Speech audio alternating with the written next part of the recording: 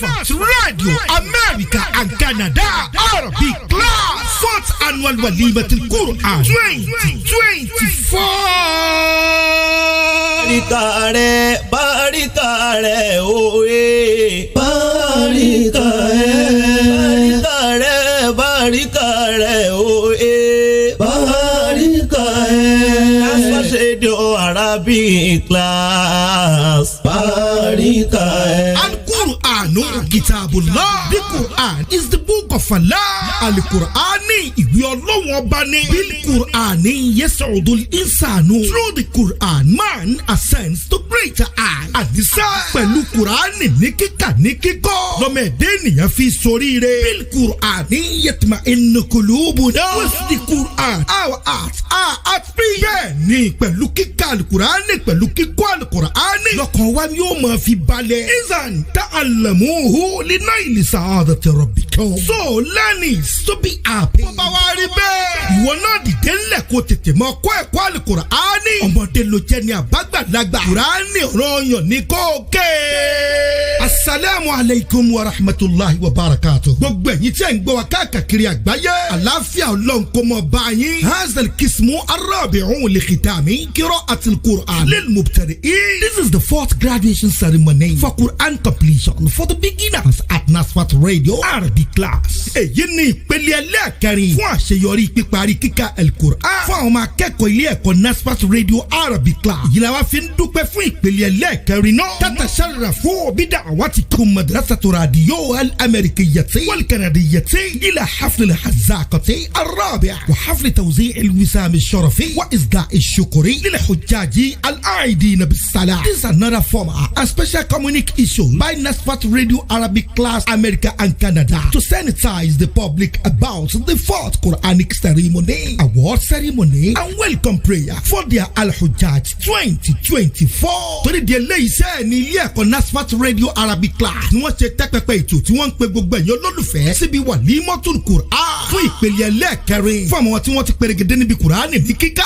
àti àmì ẹ̀yẹ fún àwọn olólùfẹ́ tí wọ́n ti ṣùgbà àwọn lọ́jọ́ náà pẹ̀lú ìdúpẹ́ lọ́wọ́ Ọlọ́run àti àdúrà fún àwọn alálàájá tí wọ́n ṣẹ̀dé láti ilé Olúwa tí iléeṣẹ́ amúnirìnrìn àjò mímọ́ iléeṣẹ́ NASFAT Radio America and Canada Umrah and Hajj 2024 tí wọ́n mú wọn lọ yóò wáyé ní oṣù kẹsàn-án September 7, 2024 tí ìjókòó yóò máa bẹ̀rẹ̀ láti aago 11 àárọ̀ títí di aago 6 àrọ̀lẹ́ pẹ̀lú àṣẹ Ọlọ́run yóò wáyé ní DMV Event Space 6545 Annapolis Road Edville Maryland 20784. Ẹni tí ó bá wa sọ̀rọ̀ lórí stage lọ́jọ́ náà guest speaker on that day to be welcomed on stage is an erudite scholar, a well-known speaker who acquires lots of scholarly recognition and certification in person. Aisha and Brave Boy, State Attorney Democrat. Ìjọ NASFAT Radio America and Canada Arabic Class, NASFAT Radio America and Canada Hajj and Umrah Services, NASFAT Radio America and Canada Zakat and Sodako, NASFAT Radio Asalatu pẹ̀lú NASFAT Radio America and Canada Women Enlightenment Program. Nǹkan náà ni mara wọ́n ṣe wẹ̀ fún ìgbìyànjú kí Islam ó lè mọ tẹ̀síwájú náà ni pé kí Islam mọ́ bá rẹ̀ yìn nítorí pé èròǹgbà àwọn tá a ti mọ̀ tẹ́lẹ̀tẹ́lẹ̀ òkú yàtọ̀. At NASFAT Radio all they do and are engaged in from Quran teaching, Umrah and Hajj services, and their prayer sections are basically for the growth of Islam as our mission states. Our goal in NASFAT Radio is to create a learning atmosphere where average American and Canadian households can learn and have a better understanding of the divine revelation and inspiration for the Prophet Muhammad sallallahu alayhi wa sallam.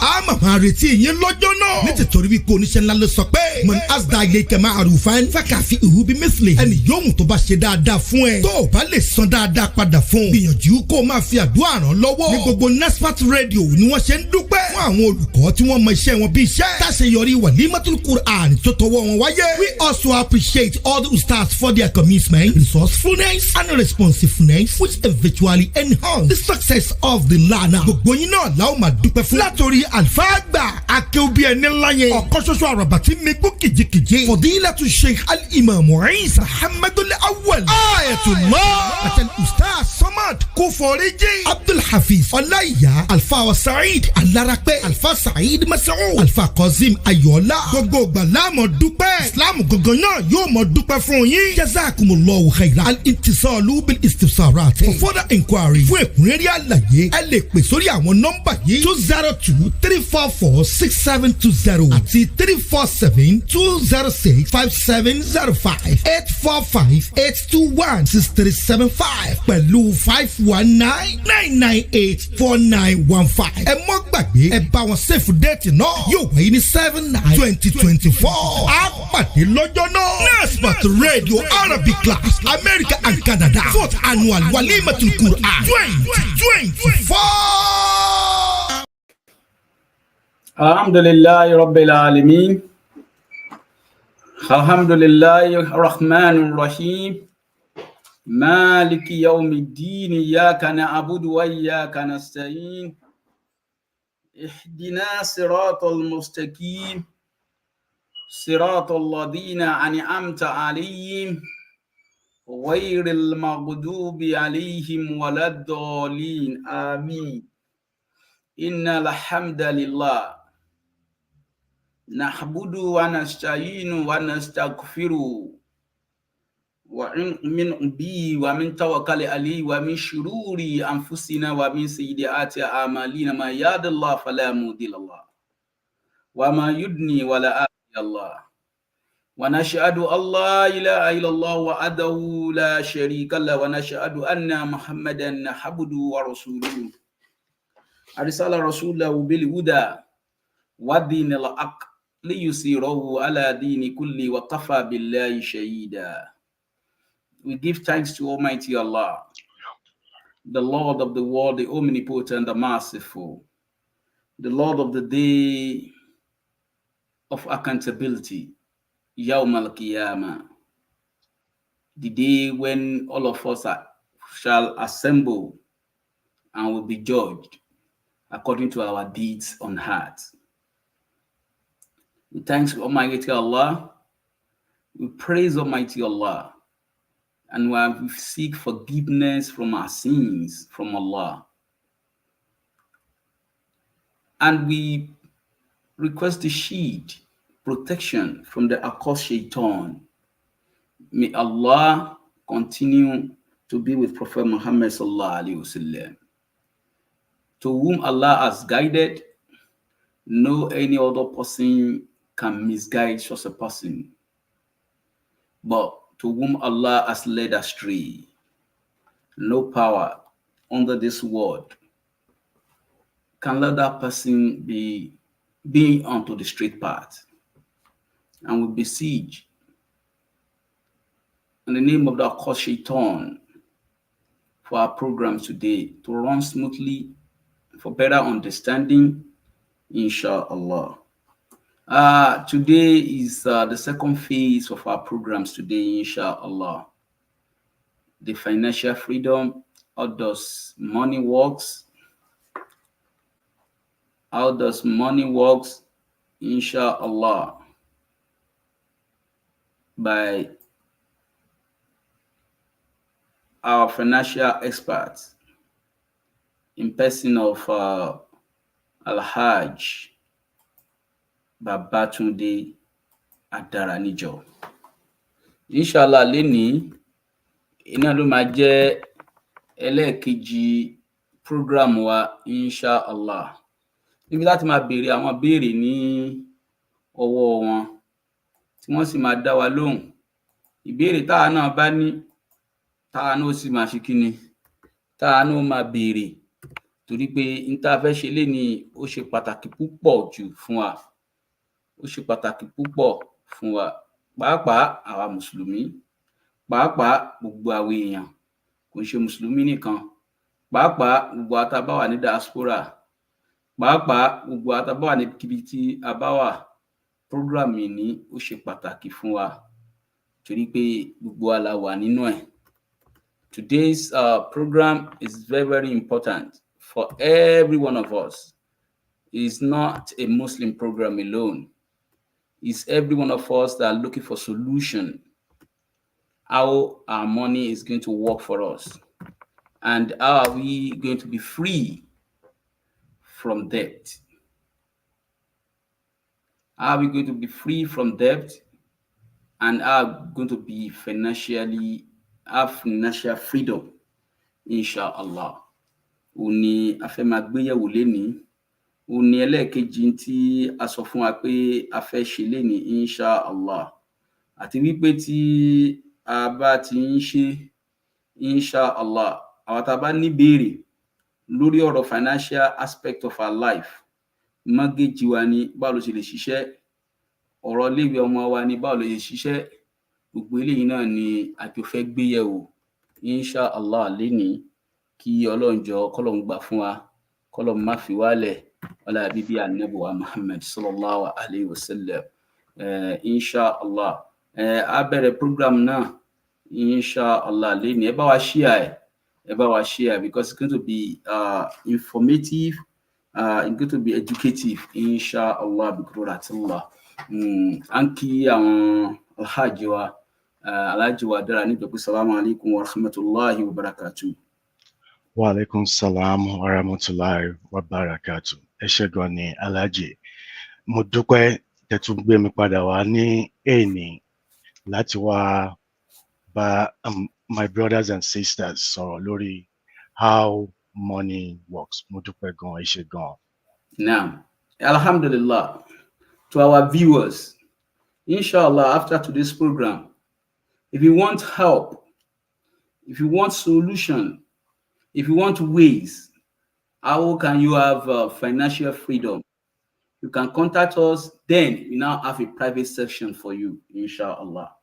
Gbogbo ẹni tó bá fẹ́ kàn án lọ́wọ́, gbogbo ẹni tó fẹ́ kí kó náà ní àṣeyọrí lórí tó ń fẹ́ ṣe, kò ní fi ọwọ́ bon tí ó bá ń dùn, yóò gbé síta fáyín tí wọ́n bá lè wòsàn láti jẹ́ kí wọ́n bá wọn ṣe. Eléyìí náà ni NASFA Radio, America and Canada tún gbé sílẹ̀ fún wa, tó tún máa jẹ́ àǹfààní, yóò máa jẹ́ àǹfààní fún gbogbo mùsùlùmí, yóò sì máa jẹ́ àǹfààní fún everybody. It's going to benefit everybody. And like we said, it's going to be the second phase of our program for the financial freedom, inshallah. After this, we're going to have a private section. If you want our financial expert to help you about your credit card, mortgage, any other things, how can you do it to be financially free? You can send a text, call us for private section. Inshallah, it's going to be private. It's going to be private. We don't need your information. We don't need anything, but you just want to help us as Muslim community, because where we find ourselves in America, be in Canada, be in UK, wherever you find yourself, we are into it. Either you have credit card, you have been paying, you have mortgage, your children is going to school, and you also have a financial burden too, yourself, insurance, every other things. We are there because money is the number one thing where we are today. Money is number one thing. There is no any other joke. Nobody can joke with their money. And we are working tirelessly 24 hours, and we see the money. And after the money goes into different areas like car insurance, mortgage, this and that, and we find ourselves that we don't have anything again. And this burden, we want to elevate this burden. We want to take this burden out of our environment, out of ourselves, so that we can be free, financially free, so that you can have something at the end of maybe 50 years, 40 years. We have been working 20 years. You have been working, and you want to be retired. When you are retired, said you can be like rest. You have a rest of mind. You can go to places you like. You can enjoy yourself, inshallah. Gbére tán sọ fún wa ní pé gbogbo iṣẹ́ tá ń ṣe yìí náà, à ń ṣiṣẹ́ láàárọ̀, à ń ṣiṣẹ́ lọ́sàn-án, à ń ṣiṣẹ́ lálẹ́, kí ẹ̀ máa ṣiṣẹ́ erin kó máa jẹjẹ lírí. Ẹ̀rín la ṣe gbé tó ìkalẹ̀ wípé àìmọye àwọn èèyàn tó jẹ́ pé wọ́n ti jẹ sórí pé àsanwó ilé ni, bàbá ti gbowó oṣù, àsanwó car loan, àsanwó ilé, àsanwó tọ̀hún. Ìmọye nǹkan tó ń kálukú náà ti kọrùn bọ̀, tí gbogbo wa ti kọrùn bọ̀. Àìmọye ẹlòmíì tó jẹ́ pé tí ò kàn ló ti lọ rán lóríṣiríṣiríṣiríṣi. Nígbà tá bàbá fi akàn máa ṣiṣẹ́ wọ 60 years ẹlòmíì á tún wọ 60-70 years ó sì ń ṣiṣẹ́, ẹlòmíì tí yẹ kó ti retire ó sì ń ṣiṣẹ́. Gbogbo eléyìí ni Nasfat Radio tún wá wò yí pé tá a bá ń jẹ oúnjẹ ẹ̀mí, oúnjẹ ara náà leléyìí tí ó jẹ́ kí ẹ̀mí lálàáfíà. Because èmi máa ń sọ nǹkan kan, let us use our wealth. Let us use our health for our wealth. Don't use your wealth for your health. Because ọ̀pọ̀lọpọ̀ ló ń lo owó tí wọ́n nílé ní tí wọ́n fi ń wo àìsàn. Kí ló tá a lo àlàáfíà wa ká fi gbádùn owó wa? Nítorí ẹ̀ náà ni Alhaji wa Babatunde Adaranijo tí wọ́n wà lórí ètò. Program lénìí tó bá ń share ẹ̀, wọ́n náà bá wa share ẹ̀. Eléyìí kò sí àyà ń bẹ̀. Ọ̀rọ̀ tó kàn wá, tó kàn mí, tó kàn ìwọ náà, tó kàn gbogbo wa la jọ fẹ́ sọ. Ọ̀rọ̀ tó kàn mí, tó kàn wá, tó kàn immediate environment, tó kàn àwọn ọmọ wa náà la fẹ́ sọ. Nítorí gbogbo àwọn ọmọ wa tẹ́ ń rí yẹn náà, ọ̀pọ̀lọpọ̀ ní orí cash. Ní tí wọ́n mọ̀ ní pé kí wọ́n ṣá swipe. Ní tí wọ́n mọ̀ ní kí wọ́n swipe. Either àwọn àti ẹ̀fẹ̀ mọ̀ pé dáàdi lówó lọ́wọ́ àbí kò lówó lọ́wọ́. Wọn àti ẹ̀fẹ̀ mọ̀ bóyá credit card lélẹ́yìí. Wọn fẹ́ mọ̀ pé báyá ilé ìwọ̀n ṣe credit card. Kí wọ́n sì ṣe kíni? Kí wọ́n swipe ní tiwọn. Gbogbo eléyìí náà la fẹ́ gbójú o. Because I'm not financial expert. Àwọn tí wọ́n jẹ́ financial expert, àwọn ni wọ́n dúró yẹn. Àwọn ni wọ́n fẹ́ bá wa sọ̀rọ̀. Wọ́n náà bá wa share inshallah. Kọ́ ni kí Ọlọ́run gbà fún wa. Ká tó lọ sí ibi ètò, kó má dà gbé akàn lọ gbé èèyàn kan wá gbé àtàlà lọ gbé wá yìí rárá o. Ẹni tó kájú ẹ̀ ni a lọ gbé wá fún wa. Ẹni tó kájú ẹ̀ tá a sì mọ̀ pé wọ́n ka wọ́n sì kíni, wọ́n tún ṣohun tí a fẹ́ kan bá wa sọ inshallah. Àwọn náà ni Alhaji wa Babatunde Adaranijo. Kí Ọlọ́run bá ṣe dáadáa fún wọn. Ọlá ògbó Ọlọ́run má fi wọ́n lẹ̀. Ọlá bíbí Ànábì wa Muhammad sallallahu alayhi wa sallam. Ìgbà tí wọ́n bá wa sọ̀rọ̀ ní last time inshallah, àwọn èèyàn gbádùn ẹ̀. Àwọn èèyàn sì ń request ẹ̀ pa imam ẹlẹ́ máa gbé wọn wá lẹ́lẹ́kejì, ẹlẹ́ máa gbé wọn wá lẹ́lẹ́kẹta. Ní pé ìgbà tásìkò bá tó a máa gbé wọn wá.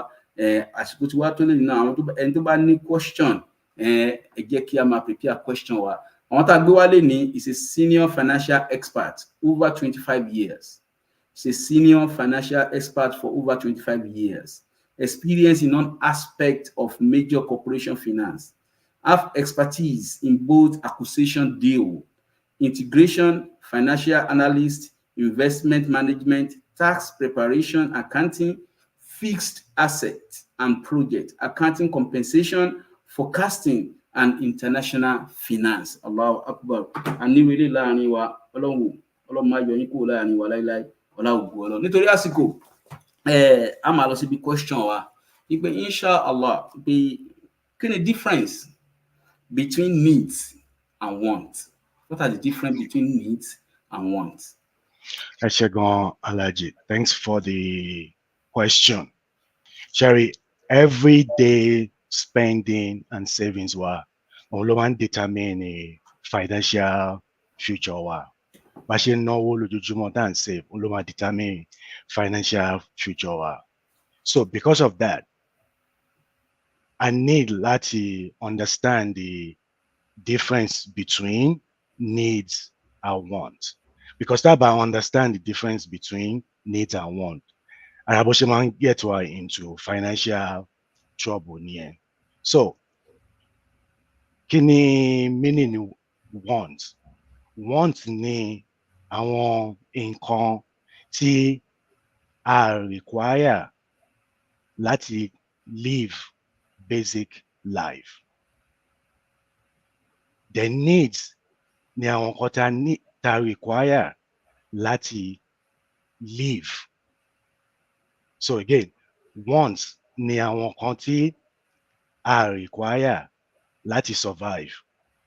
Needs ni àwọn nǹkan tá need, àwọn nǹkan tá require láti live life. For example, so I give example needs. Òun ni oúnjẹ, I need láti jẹun, láti stay alive. I need the shelter. I need clothing. So need kí ló rúkọ ẹ̀, need nìyẹn. Want òun ni pé n fẹ́ ra Lexus, n fẹ́ ra kí lórúkọ ẹ̀ mo fẹ́ ra 16-inch HD TV mo fẹ́ lọ sí vacation every year, luxurious vacation every year. Sometimes ó máa wà difficult láti determine ibi tí want ti bẹ̀rẹ̀ àti ibi tí the need ti parí, especially tó bá involve àwọn immediate family wa, tó bá wà difficult láti establish difference between the two. But in order for us to have a good financial life, and láti watch spend everyday spending wa around the méjèèjì. Irú èmi ń sìn, àwọn ọmọ mi tó bá béèrè nǹkan lọ́wọ́ mi, mo ti ṣọ́ láti explain fún wọn what is needs and want. Tó bá béèrè nǹkan lọ́wọ́ mi, máa béèrè lọ́wọ́ wọn. Ẹ jẹ́ ká categorize ẹ̀ náà. Jẹ́ ká categorize ṣé need ni àbí want. Kí n tó ṣe fún yín, ẹ jẹ́ ṣé need ni àbí want. That's always my approach. Tó bá béèrè nǹkan lọ́wọ́ mi pé I need láti categorize ẹ̀ ṣé need ni àbí want. Kí n tó determine bóyá a máa ṣe àbá ní ṣe. A máa ṣe nísìn àbá máa postpone ẹ̀ to another time. So mo ti fún wọn ní basic foundation yẹn pé tẹ́ bá béèrè nǹkan lọ́wọ́ mi aláti categorize ẹ̀ sí need àbí want. Ká tó ṣe a fẹ́ ṣe nísìnyí ni àbí nǹkan tá a máa ṣe in 1 month, in 2 months, in 3 months, or in 4 months. Ṣé a máa save fún ni ká tó ṣe or a fẹ́ ṣe nísìnyí. So it's always good to understand between the difference of between needs and wants if we want to have a good financial standing and plan for the future. Because in Kotoman get into trouble is understanding the difference between the two. Now, understanding difference between needs and wants. Needs is the basic things to live life. For sustainability is the needs. Want is what we can still postpone.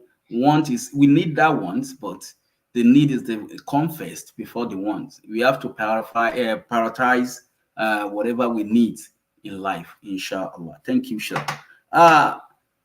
Why people having financial challenges? Kí ló dé táwọn èèyàn fi ní financial challenges? Kí ló dé tá máa fi ní? Ẹ ṣé gan, Alhaji, good question. The reason why people have financial challenges, particularly in Western world, for us immigrants, Tawala to Nigeria, South America, UK, anywhere, most of us are need good financial education, need financial game plan, need a financial professional. Tamamba Soro. Because about ni America particularly, every one of us like need doctor. Taman lorry every year for medical checkup. Actually, mo ṣe annual checkup to me this past Wednesday. To mo sort of doctor me. To check everything, let's more what's going on. Okay. Then about 6 months ago, mo lọ sọ́dọ̀ dentist tí wọ́n clean eyín tó ṣe kìíní every 6 months láti lọ sọ́dọ̀ dentist.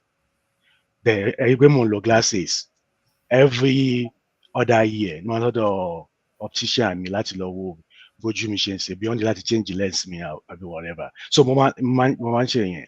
So just like we need a financial professional, okay, to educate us our money out, to help us put together a financial plan. And the last one, most of us don't know how money works. Teba in Western world.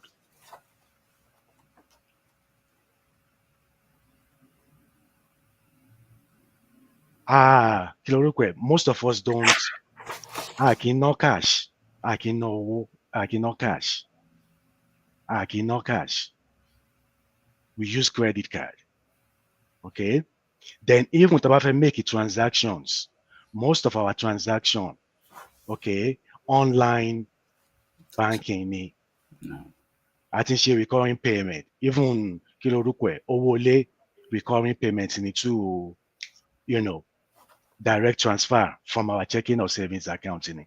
Most everything is direct transfer tá a bá máa san owó. Tá a bá dẹ̀ fẹ́ ra nǹkan náà, credit card ni. So there's no connection between owó wa àtàwa. So is but I can ṣe transaction. That's the way we say it. I can ṣe transaction. There's no connection. Tó bá yẹ kí nígbà tí a ṣe ń lówó yọ àwọn tá a dàgbà sí Nàìjíríà, tẹ́ bá wò àwọn parents wa tó kọ́lé àbí tó fẹ́ ra mọ́tò, wọ́n máa save owó ni. Wọ́n máa save owó láti ralẹ̀. Tó bá ralẹ̀ tó wọ́n máa save owó láti ṣe foundation. Tó bá fẹ́ ra nǹkan, wọ́n máa save owó ni. So there's connection to the money. We don't even see our money. We don't see our money today.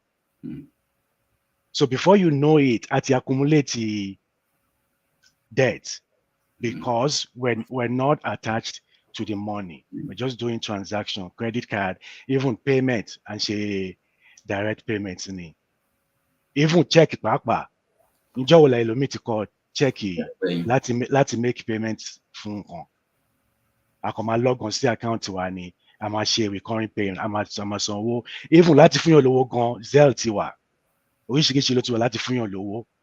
Kò sí pé mo fẹ́ fún yàn ní cash mọ́, or mo fẹ́ kọ check fún yàn mọ́. So the basic factor ni pé a ní financial education. About even in America, only few states don't need financial education in curriculum. You can go through the education in America and not have financial education. And a financial coach, and a financial game plan, then we don't know how money works. And that is why we keep on working. And that's what the system wants. They want you to keep on working and spending the money. Work and spend the money. Work and spend the money. So bó ṣe rí nìyẹn, a ní financial education, a ní financial game plan, a ní financial professional, then we don't know how money works. And the answer to all that, okay, is having a financial game plan. That is where our body come into place, where people put together a financial game plan and understand how money works. Because like you saw, our immigrant and ṣiṣẹ́ gan nílùú yìí, and ṣiṣẹ́ gan, we're contributing a lot to the economy and ṣiṣẹ́ gan. So we need to make sure that every dollar, every dollar, I need láti make sure pé ó ń work fún wa, not the other way. I need láti sọ ibi tí each dollar, ibi tó yẹ kó lọ, and láti sọ ibi tí dollar yẹn ibi tó yẹ kó lọ, or else dollar yẹn máa sọ ibi táwa máa lọ fún wa ni o. Tí a bá sọ ibi tí dollar máa lọ, ó máa sọ ibi táwa máa lọ fún wa. So every dollar tá bá earn, I need láti sọ ibi tó máa lọ sí. Bó ṣe rí nìyẹn. Kí ló dé táwọn èèyàn wá ní problem pẹ̀lú owó? Ẹ ṣé gan Alhaji. Ó relate more the other question tẹ bèrè lọ́wọ́ mi. Ṣé mo pé ní Western world, tá bá ra anything, ó máa ń wá pẹ̀lú instruction manual. No. Ó máa sọ fún ẹ bó ṣe máa lò, nǹkan tó yẹ kó ṣe lò, nǹkan tí ò gbọdọ̀ lò fún, ó wà nínú instruction yẹn. Most of the thing ní Western world tó bá rà, ó máa wá pẹ̀lú instruction manual. But ṣé rí owó ní instruction manual. Owó ní instruction manual. Ibi tí wàhálà ti wà nìyẹn. Owó kò ní instruction manual. Tẹ́ bá ṣiṣẹ́, tó bá fún yín ní owó yín, wọ́n ní sọ fún pé báyìí ni kẹ́ ṣe ná, báyìí ni kẹ́ ṣe ná. Ìwọ ló láti mọ bó ṣe máa ná. Kò sẹ́nibọ̀ tó máa fún ẹ ní instruction bó ṣe máa ná. Ìwọ ló láti mọ bó ṣe máa ná owó yẹn. That's the problem with money. Kò wá pẹ̀lú instruction manual. So most people ò mọ bó ṣe máa direct owó yẹn ibi tí ó yẹ kó lọ, because the very first thing tó bá fún wa lówó, the very first thing tó bá fún wa lówó, tó bá ṣiṣẹ́ tó bá fún wa lówó, òun láti kọ́kọ́ pay ààrẹ first kó tó pay any other thing.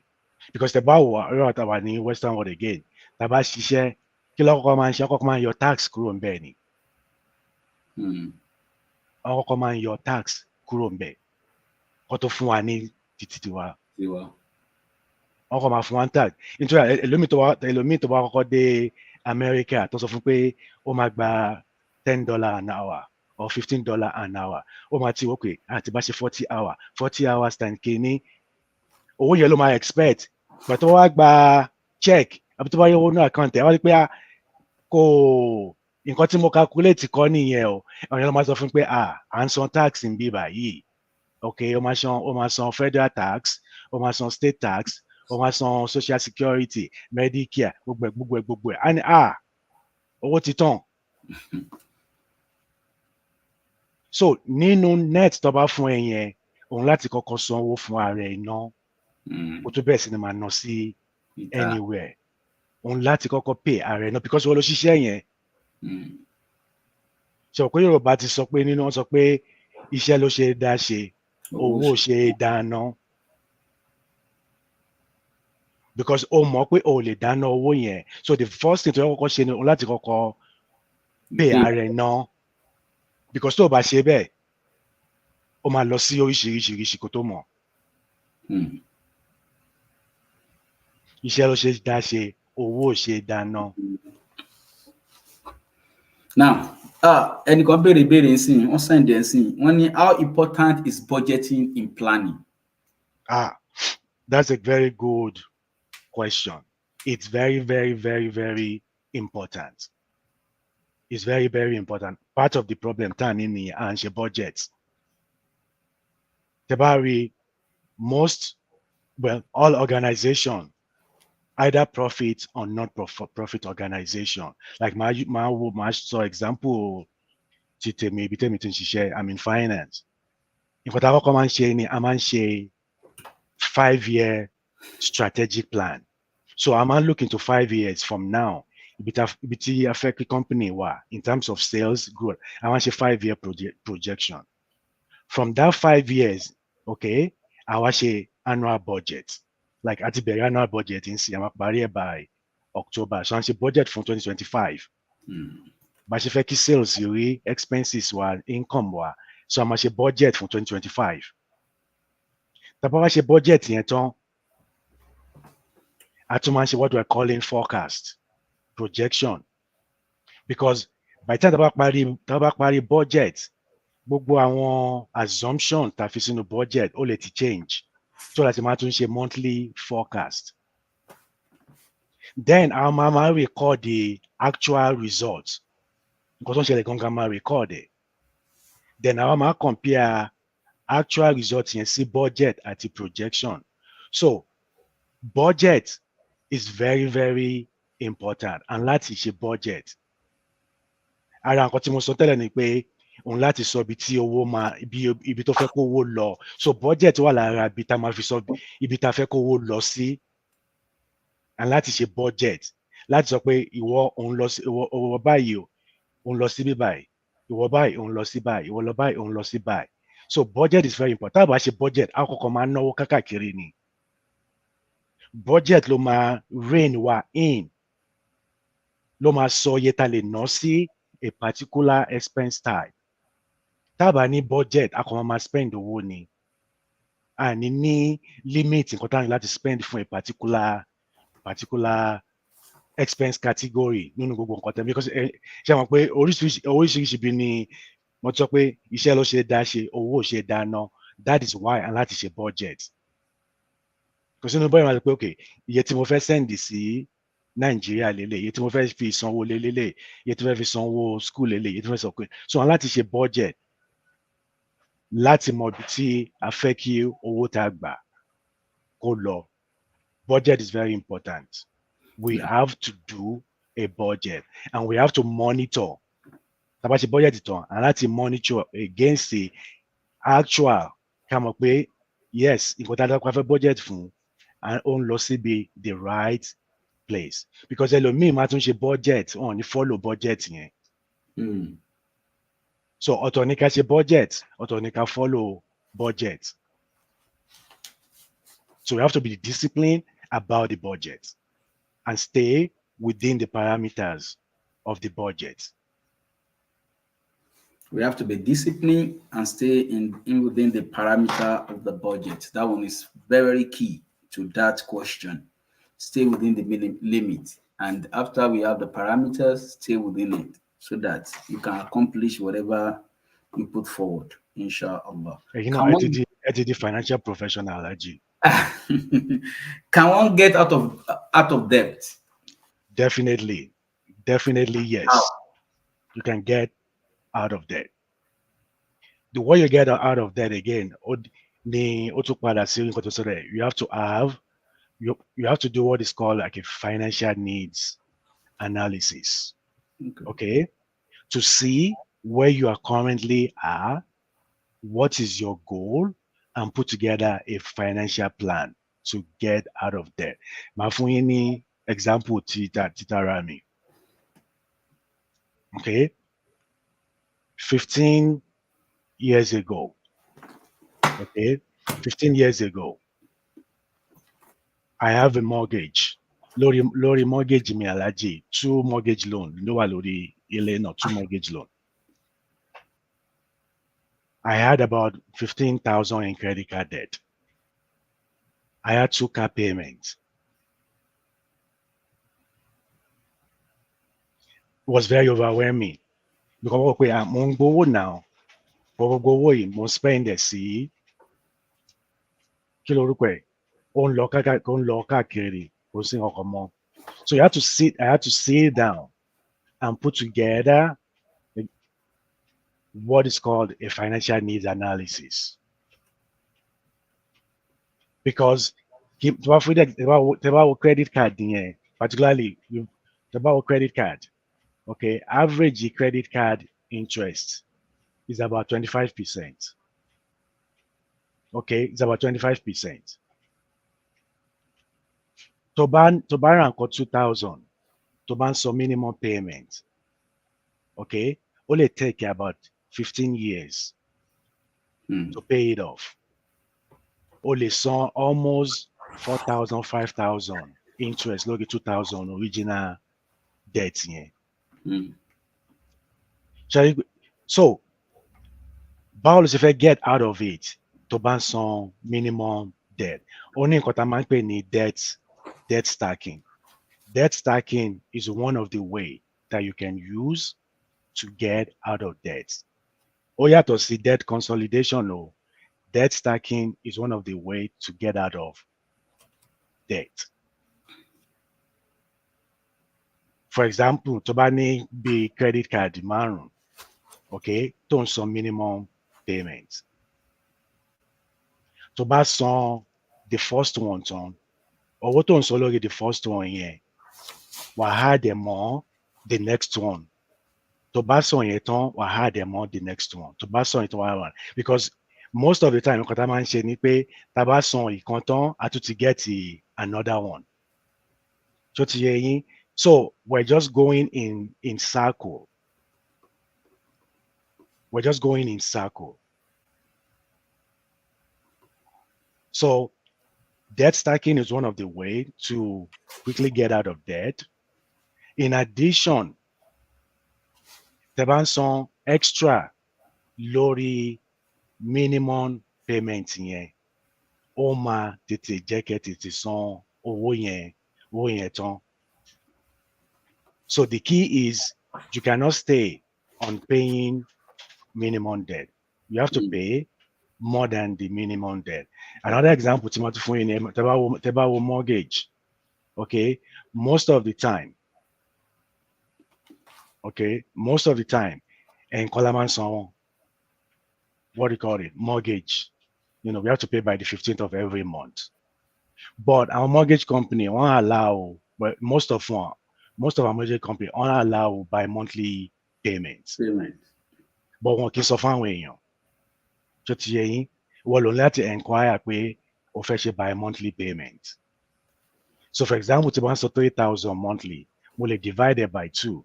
So màá san 1,500 at the beginning of the month, màá san another 500 at the middle of the month because interest wọ́n máa ń calculate ní on a daily basis. Okay. So tó bá ní original mortgage of 30 years, okay, tó bá change ẹni tó ń ṣe monthly payment tó máa take 30 years tí wọ́n ṣe bá ṣe by monthly payment ó lè reduce the loan term to like 25 or 26 or 27 because ó ń ṣe by monthly payment. Tó bá tún wá ń san extra lórí ẹ̀ bóyá $50 ní or $100 lórí monthly payment ẹ̀ lórí principal yẹn ó máa accelerate payment yẹn ó dẹ̀ máa reduce loan term yẹn. So those, so debt stacking is one of the way to get out of debt. In terms of mortgage, is bi-monthly and paying extra on on the loan. So nǹkan tí mo tọ́ sọ ni pé each individual person situation wọn yàtọ̀. So that's why you need a financial need analysis.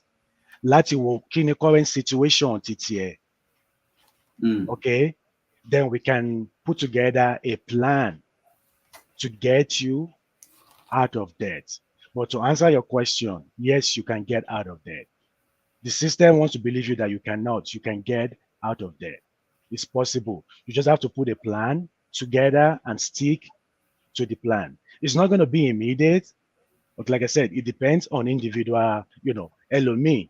We can get LOME out of debt in 2 years, in 3 years, in 1 year, in 5 years. You just have to put a plan together based on your own situation. The system wants to believe you that you cannot. Now, is there such things as a good debt? Debt to Danny, sure. Alhaji, debt is debt. Okay. But mo lè sọ pé there are some good debts. Sharing mortgage, I categorize mortgage as good debt, but it can also be a bad debt. Because most of us, most ready laterally. A máa ń ralé ńgbà míì láti sọ pé láti fi show off. A máa ń ralé láti fi show off. Because tó bá fẹ́ ralé, there are some things you have to put in place. Number one, o ní láti máa save. O ní láti put at least 20% down payment. So wàá lè get a good rate. So wàá lè avoid the PMI, private mortgage insurance. Wàá lè avoid it. So need 20% down payment. Most of our with 0 down payment or 2% or 5%. One for any rate to that. Also, to bá fẹ́ ralé, your mortgage must not be more than 25% of your net income. That means owó tó máa san lórí ilé gbọ́dọ̀ ju 25% of your net income. Tó bá ju 25% lọ, then ilé ló máa ride there. Because tẹ́ bá wẹ̀ lómi, owó tó ń san lórí mortgage bí 40% net income wọn ni, ìmí 50%, ìmí 60%. How are you going to be able to live when your mortgage is already 40% of your net income?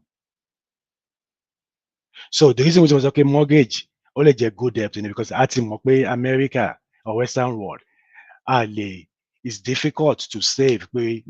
Cash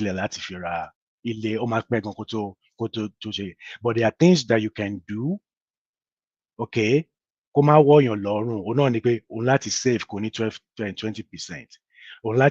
By monthly payments, mo láti pay extra lórí principal. The reason tí mo ṣe pè ní good debt ni tẹ́ bá wo mortgage. Usually, most of the time, value ilé ó máa appreciate ni. Ṣó ti yé yín, tí bá ra lé 200,000 lẹ́nìí, okay, maybe 3-4 years, tó bá value ẹ̀, ó lè ti di 300,000. So, tí n bá tà,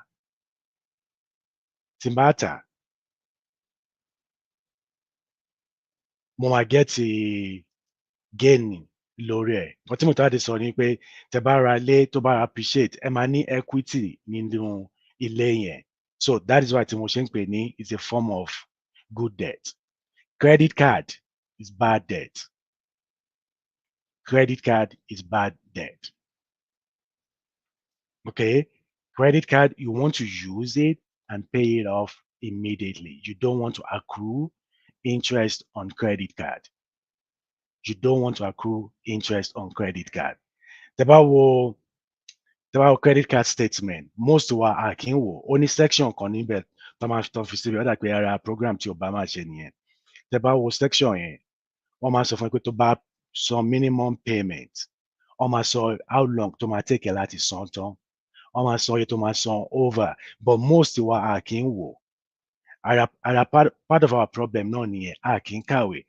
As much as our Nigerians are very smart, ẹ̀yin náà mọ̀ bẹ́ẹ̀, we're the most educated immigrants in America. But most of the time, a kì í kàwé. Tá bá ra ilé gan, púpọ̀ àwọn èèyàn kì í ka documents tó bá fún wọn. Ẹlòmíì ò kò mọ̀ pé nínú loan document, loan amortization schedule wà ńbẹ̀ tó show ẹ wípé iye tó máa san over the loan time, because táwọn èèyàn bá rí ẹ̀rọ abáwọn nígbà tó yáwó 200,000 tó sọ pé by the time tó wà máa san tán ó máa san bí almost 500,000. Ṣé ẹ̀rọ ní báyìí pé mo yá 200,000 tí wọ́n máa fi san tán 500,000 máa fi san padà fún yín, but people àwọn èèyàn kì í wo loan amortization yẹn.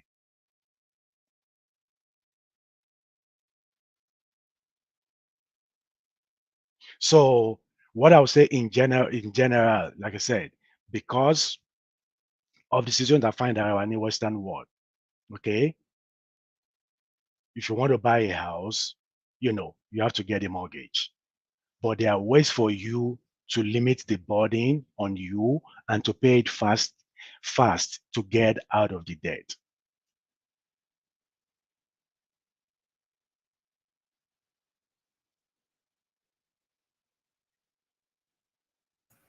There's another question here. Tẹ́nìkan béèrè ká tó lọ síbi àwọn question wa ní pé what is the ruling on life insurance?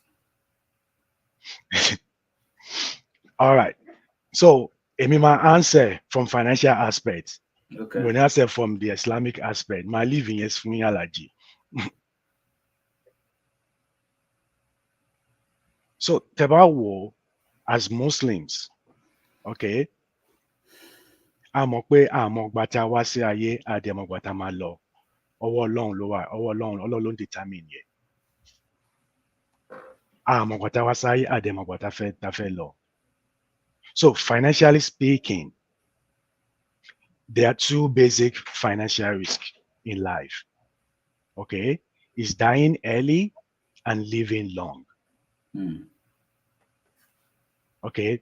Àwọn tó tó mi wọ́n ti kú, àwọn ẹgbẹ́ mi ti kú, àwọn tó jù mí lọ wọ́n ti kú. It's dying early and living long. Those are the two financial risks. And we have to protect against both. We have to protect against both. Ibẹ̀ ni insurance ti wọlé. Particularly people like myself and like you. Ta níyàwó, ta ní ọmọ. Tí wọ́n depend lórí wa fún livelihood. Àwa la mú income wọlé. Tí income yẹn bá lọ, ó tán ìwé mi. Mo máa ń travel gan. Tí kankan bá ṣẹlẹ̀ sí mi sìn, owó tí mò ń mú wọlé láti ibi iṣẹ́ mi kò ní wọlé mọ́.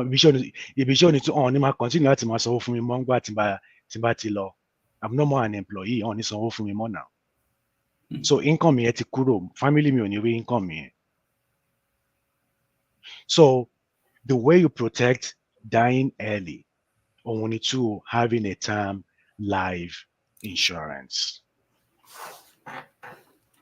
Okay, and the way you determine that is what amount you need is what are the debts that you have. Okay, what are the debts that you have? What are your obligations in case anything bad share to determine what amount for your debt benefit.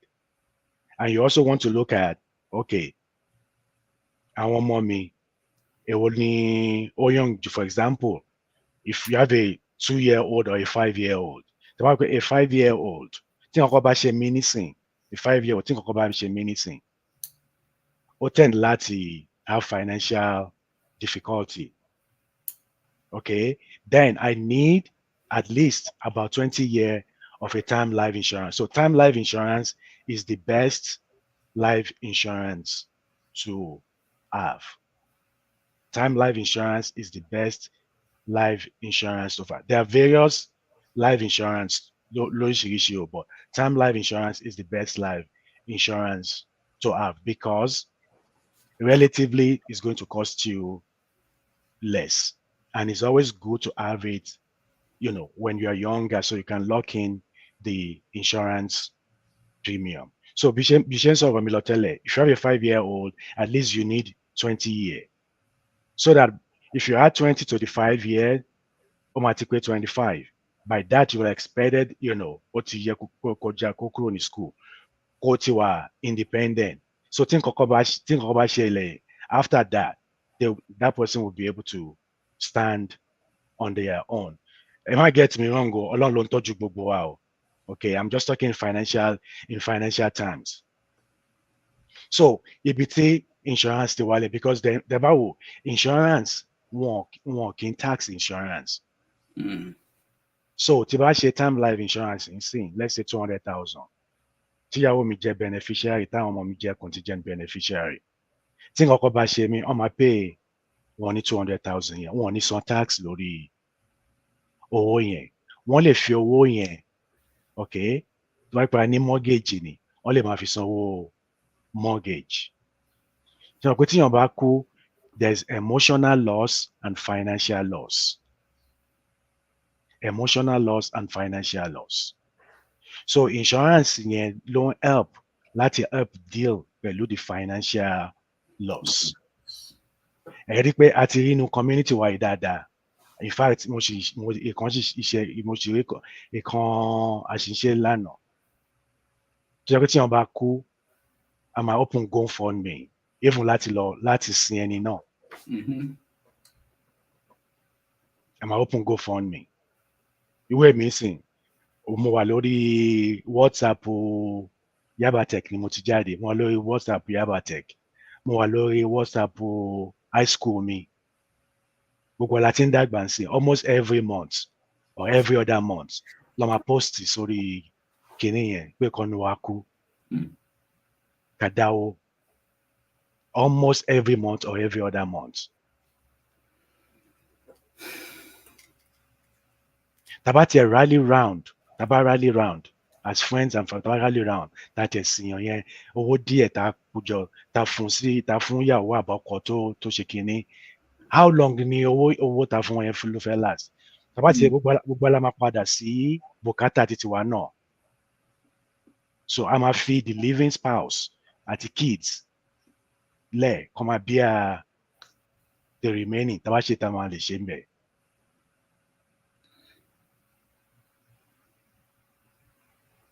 Now, kí Ọlọ́run bá ṣe dáadáa fún yín, ẹ̀kọ́ pọ̀ nínú gbogbo nǹkan tí a ń sọ yìí. What we are saying is financial freedom. How does money works? Báwo lówó yẹn ṣe lè ṣiṣẹ́ fún wa? And this is the second aspect of our lecture, inshallah. After this, if you need financial freedom, credit card Tony, how can you get out of that credit card? How can you build your savings? How can you they can help you with your mortgage? Báwo ló ṣe refinance? Báwo ló ṣe ṣe gbogbo nǹkan bẹ́ẹ̀ yẹn? It's going to be a private session. After this, inshallah, ẹ jẹ́ á share, kọ́lọ̀ ń ṣe dáadáa fún ẹnì kọ̀ọ̀kan wa. Financial risk. How do we protect ourselves against financial risk? Good. Or relate more, answer to more providing. So, like we must just tell it, financial risk méjì ni. Dying early, living long. So mo ti sọ bá ṣe máa, and most gbogbo àti tá bá béèrè lọ́wọ́ gbogbo àwọn audience wa wípé èwo la fẹ́ mú ń bẹ̀ tí bá béèrè lọ́wọ́ yín náà Alhaji, dying early and living long èwo la máa mú. Kò sẹ́ni tó fẹ́ live long. Ẹ ṣe gan ni. So gbogbo la máa mú living long. So I'm a protect dying early through insurance in case anything bá ṣe wá. But then as I protect against that, and láti máa save towards living long as well. And láti máa save towards living long. Because gbogbo agbára ta ní lénìí, okay? Agbára ta ní lénìí. By the time you have 60, 65, you won't have that same energy again. So you need to be saving towards your old age. So we have to protect against both for dying early and living long. So you protect dying early through term life insurance while you're saving to reach self-insured. Because by the time you are old, you want to be self-insured. And that's why you need to save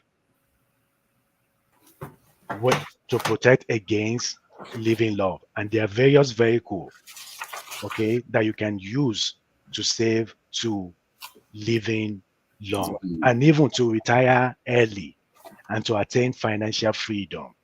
That's what we want. We don't want to be working until you are 70, 75, 80. You don't want to do that. My own target is to retire at 55.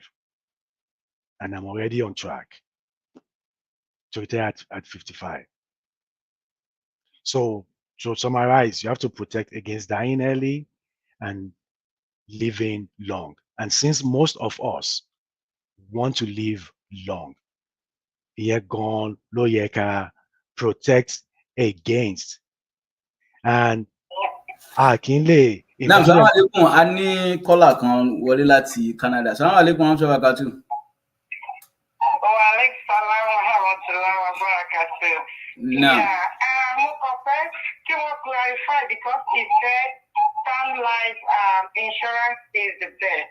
But I quite do not agree with that. I just want him to try and clarify between term life insurance and universal life insurance. Because to me, universal life is the best.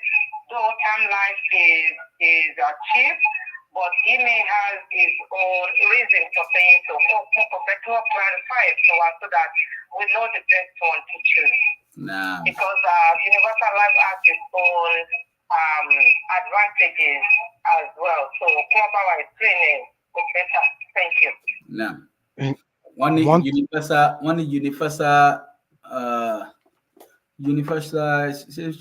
Universal life insurance.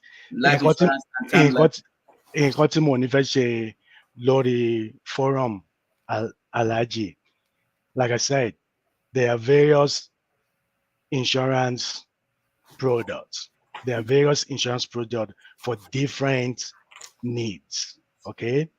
The way I'm going to answer the question, I don't want to get into the the advantage of term versus universal life. What I'm going to say is term life is less costly. Okay. It's for a specific period. So you can have a term life insurance that is less costly, and whatever the difference in that, you save it. Okay, you invest it. That's going to give you a better return over the same length of time that you may have a universal life. with a term life and an investment. That's the way I will answer it. If the caller, wants to have a one-on-one discussion with me, we can have that discussion. That's the way I'll say. I can give you my number and we can have that discussion and we can explain in detail how the two works. But personally, and most, I would say, other financial professional, term life is less costly. For example, if I want to have a 200,000, what do you call it, insurance policy, okay, it's going to cost me more in terms of monthly premium for a universal life versus a term life. So I can have a term life with less costly, and the difference in premium between the two, I can put it into a good mutual fund, Roth IRA, that will give me return over the same length more than what I'm going to get in a universal life. We still coming to that route and 401k, inshallah. Because on gbé wá bá wa náà bí iṣẹ́ pé do you want rot, do you want this and that? Shilan will be number one because we don't know the difference between the two. Like you said, we don't read. We don't read. All we need is just that money. Is that money we just read and we just sign it. We don't read. We don't read. And we have to read. We have to read now, inshallah. We know the two system of account, the checking, the savings. But what is the three system of account? Why three? Ashialaji. So, okay, the three, every one of us, I need Latini three system accounts. The first one being an emergency fund. Every one of us need Latini emergency fund. Most people in Western world, we don't have emergency fund. And that's the reason why we keep on getting into debt. Particularly our tabatini ile, because anytime in nǹkan lè bàjẹ́ nínú ilé, so nígbà tá a bá ń gbé l'apartment, tí kò bá bàjẹ́ wá pé àwọn l'apartment wọ́n wá tún ṣe. But tó bá ti ra ilé, tí nǹkan bá ṣẹlẹ̀ wọ́n ní orí ẹ̀ ló wà. Tí èsì bá bàjẹ́, ẹ̀ dẹ̀ mọ̀ nǹkan tí ó máa cost láti tún àbí tí furnace bá bàjẹ́. So every one of us need láti ní an emergency fund. Èló ló yẹ kó wà ní emergency fund yẹn? You need about 3 months of your monthly income or your monthly expense saved away for emergency. In case of car breakdown, nǹkan kan bàjẹ́ ní ilé, so that you don't put it again on a credit card. Ká tó máa fún yín ní example, ká tó ìjọ Thursday, ká tó kúrò níjọ Friday tá fẹ́ wá fún Hajj. Àárọ̀ Friday la kúrò ní Michigan la wá sí kí lórúkọ ẹ̀, Dulles. Ká tó kúrò níjọ yẹn, second born mi ó gbé mọ́tò màmá ẹ̀ ó gbé lọ sí school. Mọ́tò tó ń ṣiṣẹ́ tó gbé dáadáa tó ṣiṣẹ́ kó tó kúrò nílé. Ìgbà tó dé school tó ṣe tán tó fẹ́ máa bọ̀ nílé, ó start mọ́tò start. Wá pè wá dé mọ́tò ṣiṣẹ́. So a gbé mọ́tò kejì ẹ lọ bá ní school wá pé a pé tow truck gbé wọ́n gbé lọ sí workshop. Workshops ní nǹkan kan báyìí ló ṣe ṣe, ó máa cost wa ní 2,000 láti fi ṣe. A dẹ̀ láti ṣe because wọ́n máa need mọ́tò táwọn bá lọ sí Hajj, wọ́n need mọ́tò láti fi ṣe nǹkan tó wọ́n ṣe. It was something they had planned.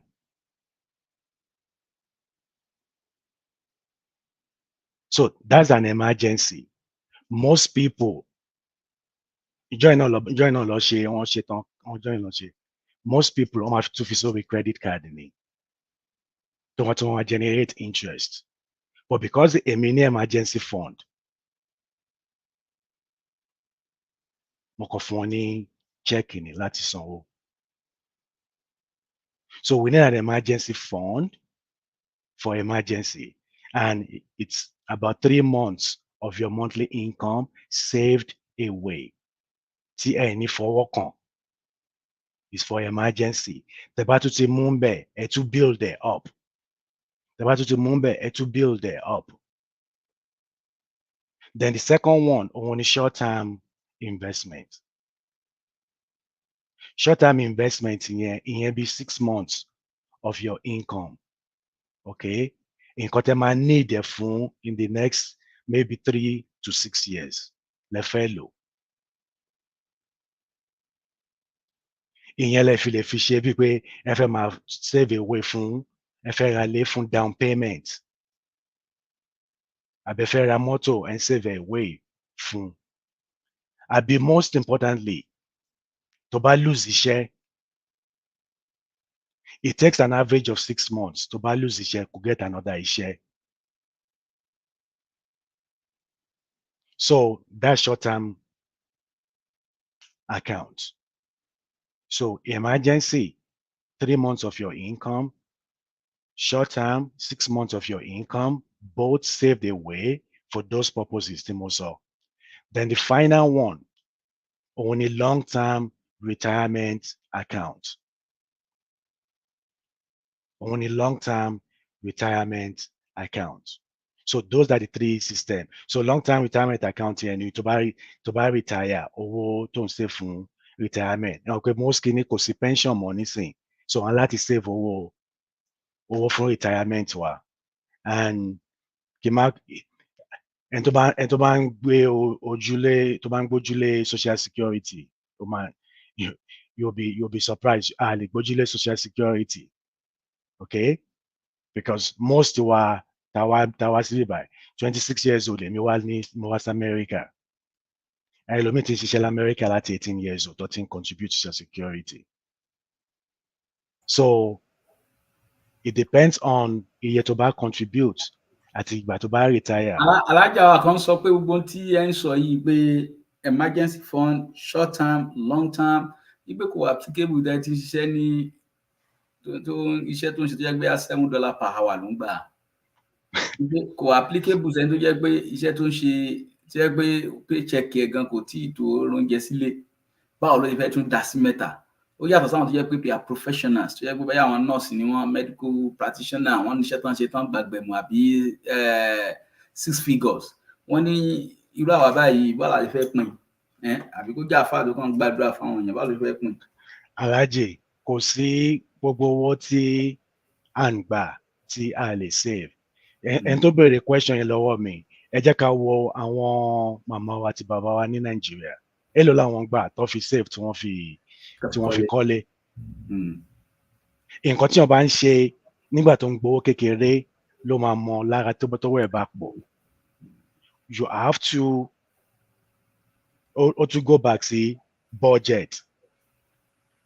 To go back sí needs and wants. Ẹ máa rárá kúrò. Ẹ ṣe gbogbo ẹ̀ ó ṣe mọ́ra wọn. Ó ṣe mọ́ra wọn. Ìgbà tí èmi wá sí America, $5.15 mo fi bẹ̀rẹ̀, Alhaji. $5.15.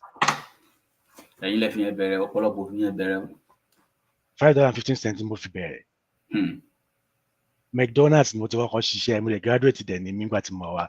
McDonald's mo ti ṣe láàárọ̀, mo ń ṣe cleaning job ní ìrọ̀lẹ́. Wow. So $5.15 ní McDonald's, $5.75 ní alẹ́. McDonald's from 8 to 5. The other job from 8 to 12 p.m. So regardless iye tí o bá ń gbà, you'll have to put budget together and determine what is your need versus want.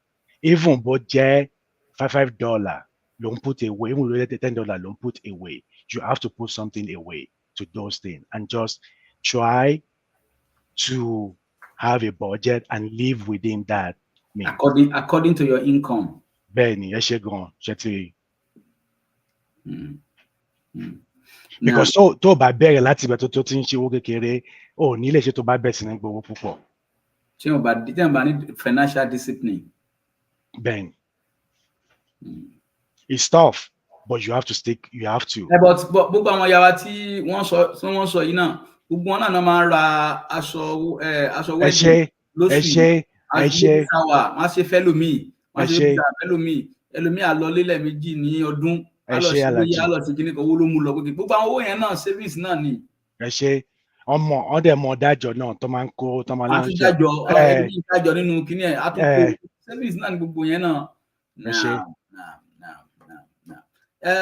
Only question what does disposable income fit into the planning of emergency?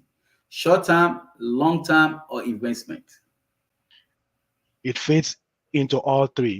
Disposable income. No, Lamati get it. You don't pay any disposable income. What is disposable income? The define disposable income. So taba shishe. Okay. So taba tibangba $10 an hour. Okay. More than 40 hours. So 10 times 40, that's 400. Okay, Alhaji, for that week.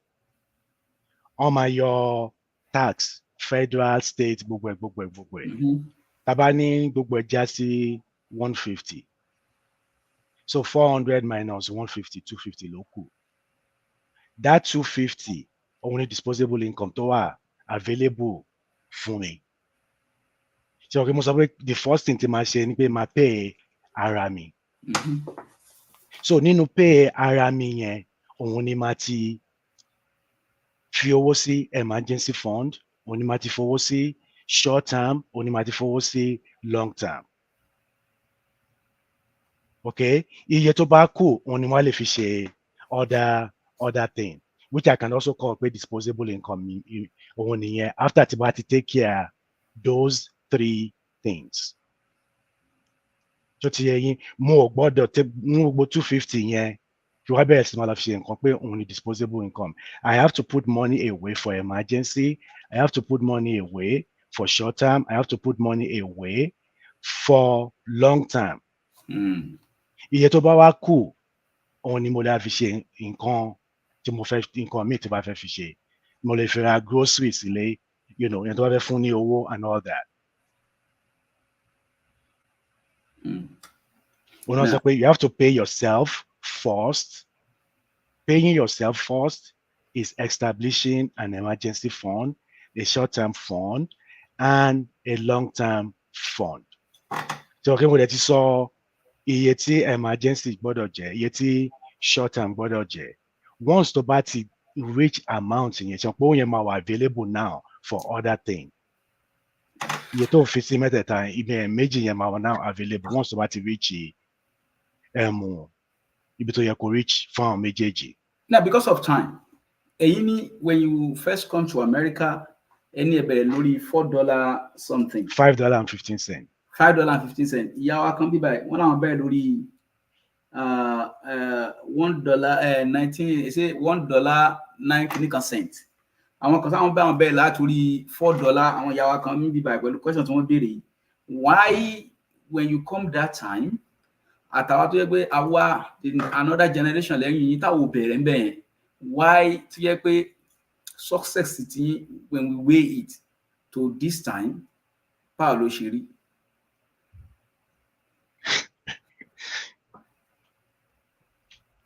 The first generation tí wọ́n gba $4 tí wọ́n gba $2 tó yẹ pé kò tó nǹkan kan, àti generation tó wà níbí báyìí tí táwọn ń parí pé kò tí sí tó jẹ́ pé àwọn ò bá $4 tẹ̀yìn báyẹn, àbá $5 tẹ̀yìn báyẹn, àdè lè fi generation the second generation ti wa káfí which first generation ti why tó ṣe rí bẹ́ẹ̀, and you are contented, you able to save, you able to do every other thing. Why àwọn tó ń gba everywhere ẹlòmíì tó ń gba 6 figure tó ń gba ọgbẹ gan sí nǹkan kò lè post of anything? Why?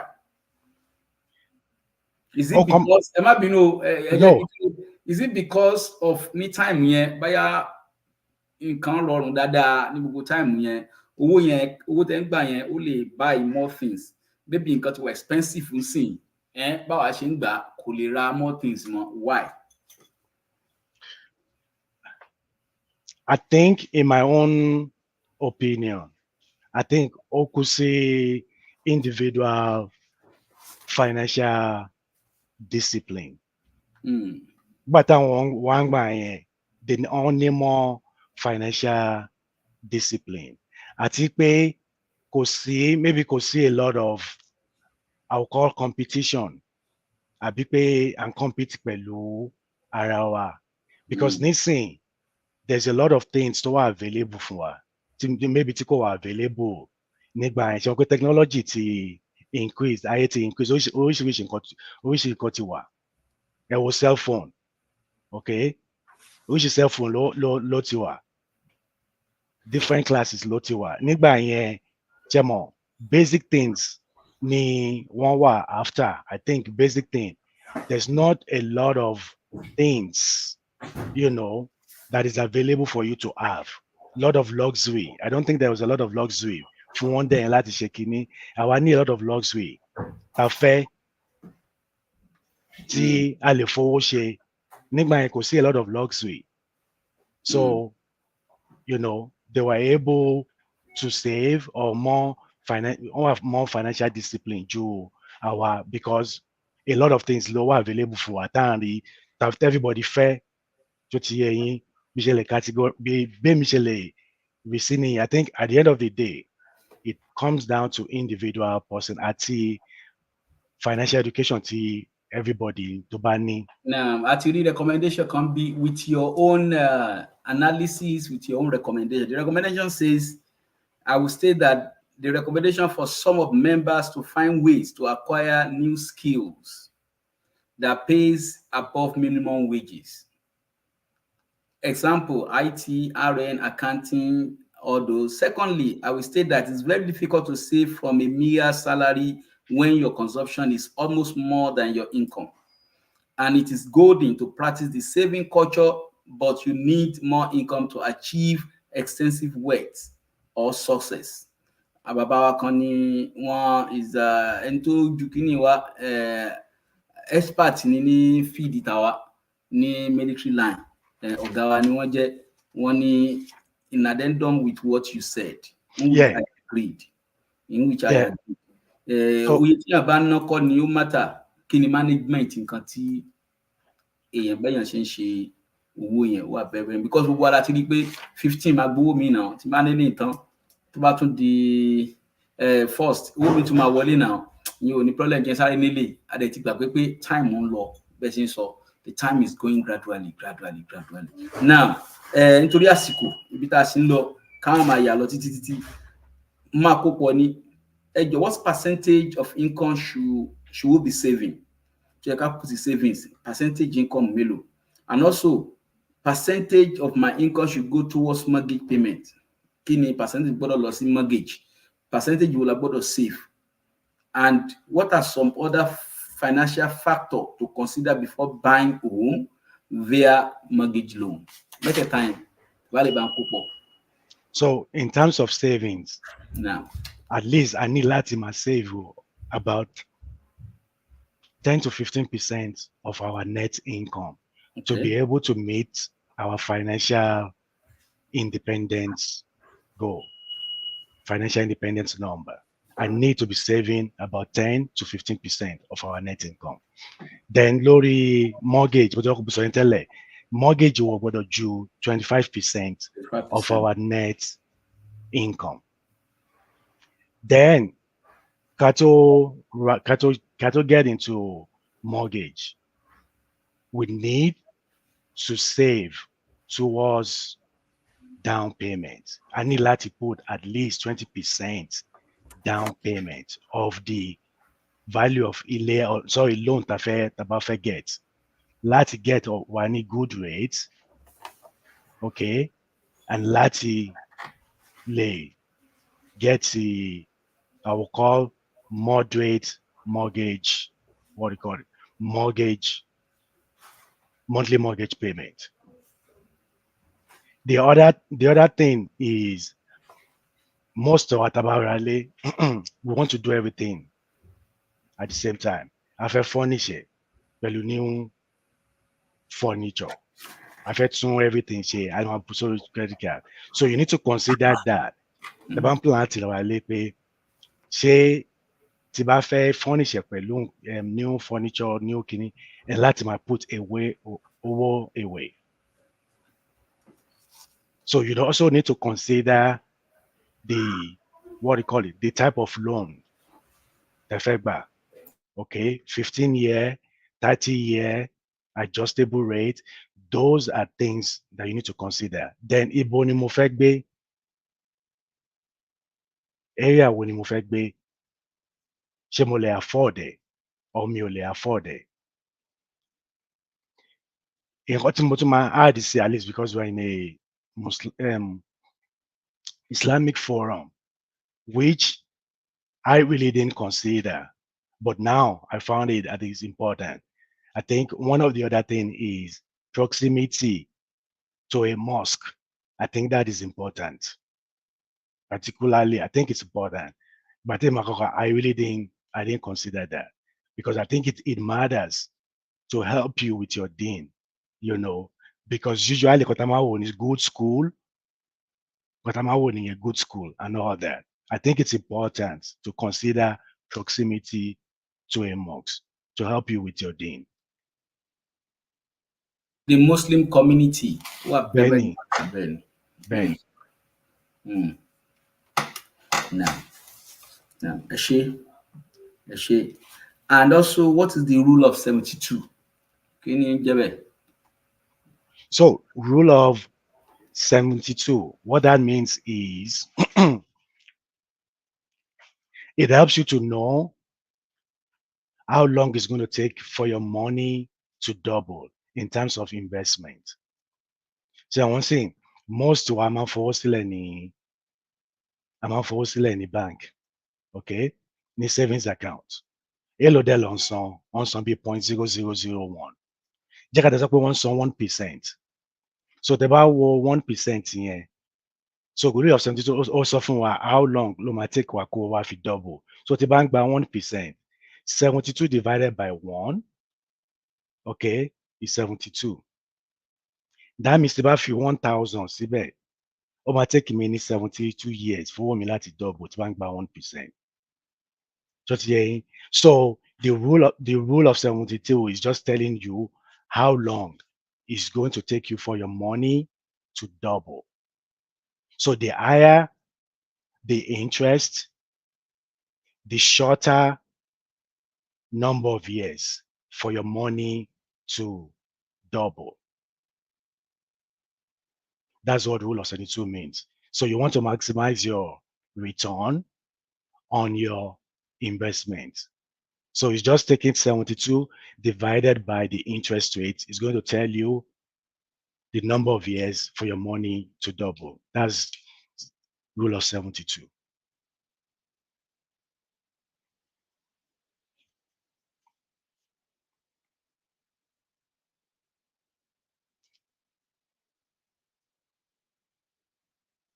Mi ò gbọ́ yín Alhaji o. Another question. Ṣé credit card? Ṣé dandan ni credit card ni? Must we have credit card? I think in Western world, everything all depend on your credit score. Tí o bá dẹ̀ ní credit card, it's one of the way to develop your credit score. So what I would say is, because it's difficult to obtain credit if you don't have credit score, you don't have a good credit score. So you need a credit card, but you have to be disciplined about it, not to accumulate. Like if was for instance, you will miss air money missing. I only have one. Mo máa ń lò, mo dẹ̀ máa pay it off immediately. Okay? I have a very good credit score. So you need it, it's one of the ways to build your credit in America. But what you have to be careful is to be disciplined about it. So use it for what you can pay, what you know you can pay. Use it for what you know you can pay. Don't carry forward balance from month to month and paying the minimum payment. You just need it to build your credit score. And my advice is, one, it's enough. One, it's enough. Use it, pay it off, use it, pay it off, use it, pay it off. Treat it as if it's money. Okay. Treat it as if it's cash. Only use it for what you need. Okay. And make sure you are able to pay it off before it accumulates interest. Now, at DBT Afekeba Buchu Dada, contributing to employee retirement plan such as 401k, 403b, etc. Shagoroma contribute to see. Should we contribute to it? Yes. Can important here? But I want to man lo belo ya wo to ma need it. Ma launch book about explain it ben. Katwa lo see the second question, the subtitle question. All right. So No sub question. 401k, 403b are forms of savings for retirement. They are forms of savings for retirement. Okay. And your contribution to those plans are before tax. In what I mean by that, I mean, say monthly gross income, mi bá jẹ́ 400. Okay. Can you contribute to 1%? Okay. Which is $4. Ọmọ your $4 yẹn kúrò kan tó taxi owó mi. So contribution mi tí mò ń fi sí wọn ní your tax lórí ẹ̀. So it's tax deferred. It's important for you to participate because you are putting money aside for your retirement. And more importantly, most organizations on my match here, I want to contribute to see. So you'll be setting me things share. Okay. On my match here, up to 8% to back contribute. On my match here, up to 8%. 50% up to 8% you to bank contribute. So for every dollar to back contribute, on my 50 cents. For every dollar to back contribute, you be sharing my match here, 50. So ṣe rí pé tí mo bá participate, mo ń fowó sílẹ̀. Mo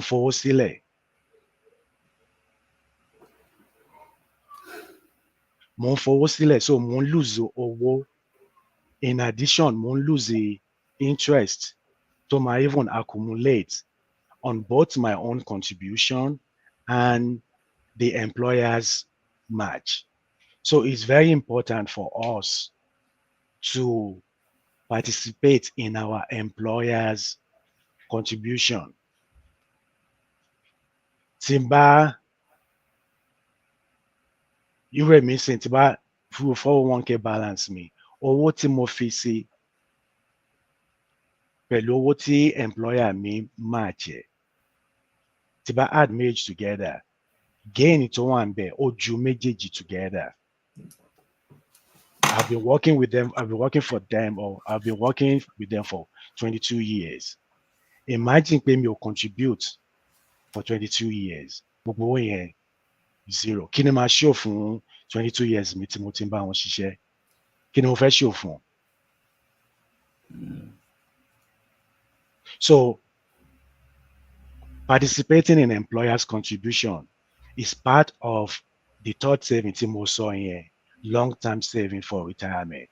So that's way to save for your retirement, for retirement. It's participating in your employer's contribution, especially when they are matching it. Even if they are not matching it, you still need to participate. Even if you cannot meet the maximum contribution as stipulated by IRS. Only maximum contribution that they contribute, if you are 50 and above, and if you are below 50.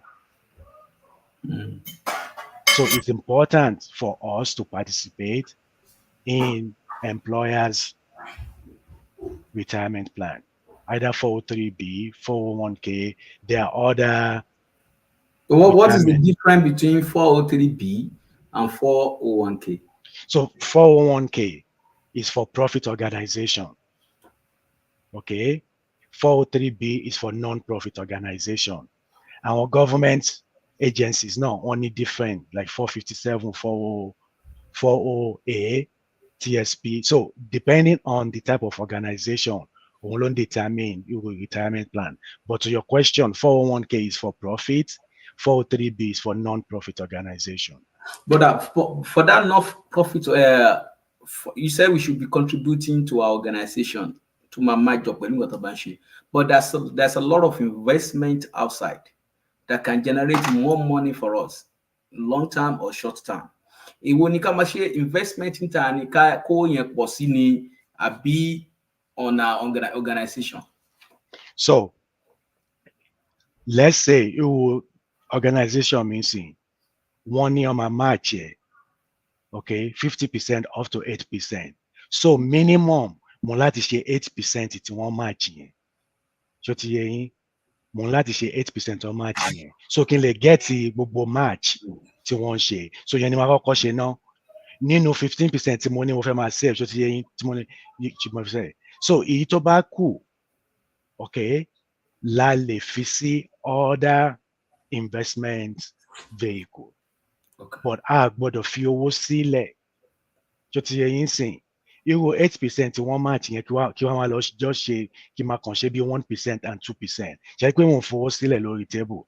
Yeah. So mo ń láti tara, okay, láti at least ṣe iye tí wọ́n match yẹn kí n lè get full match. Then mo wá lè ṣe other kí lorúkọ ẹ̀ investment, irú Roth IRA. Mo lè ṣe Roth IRA. Okay, what is that Roth IRA? And I want you to compare Roth IRA and 401k. So 401k is pre-tax contribution.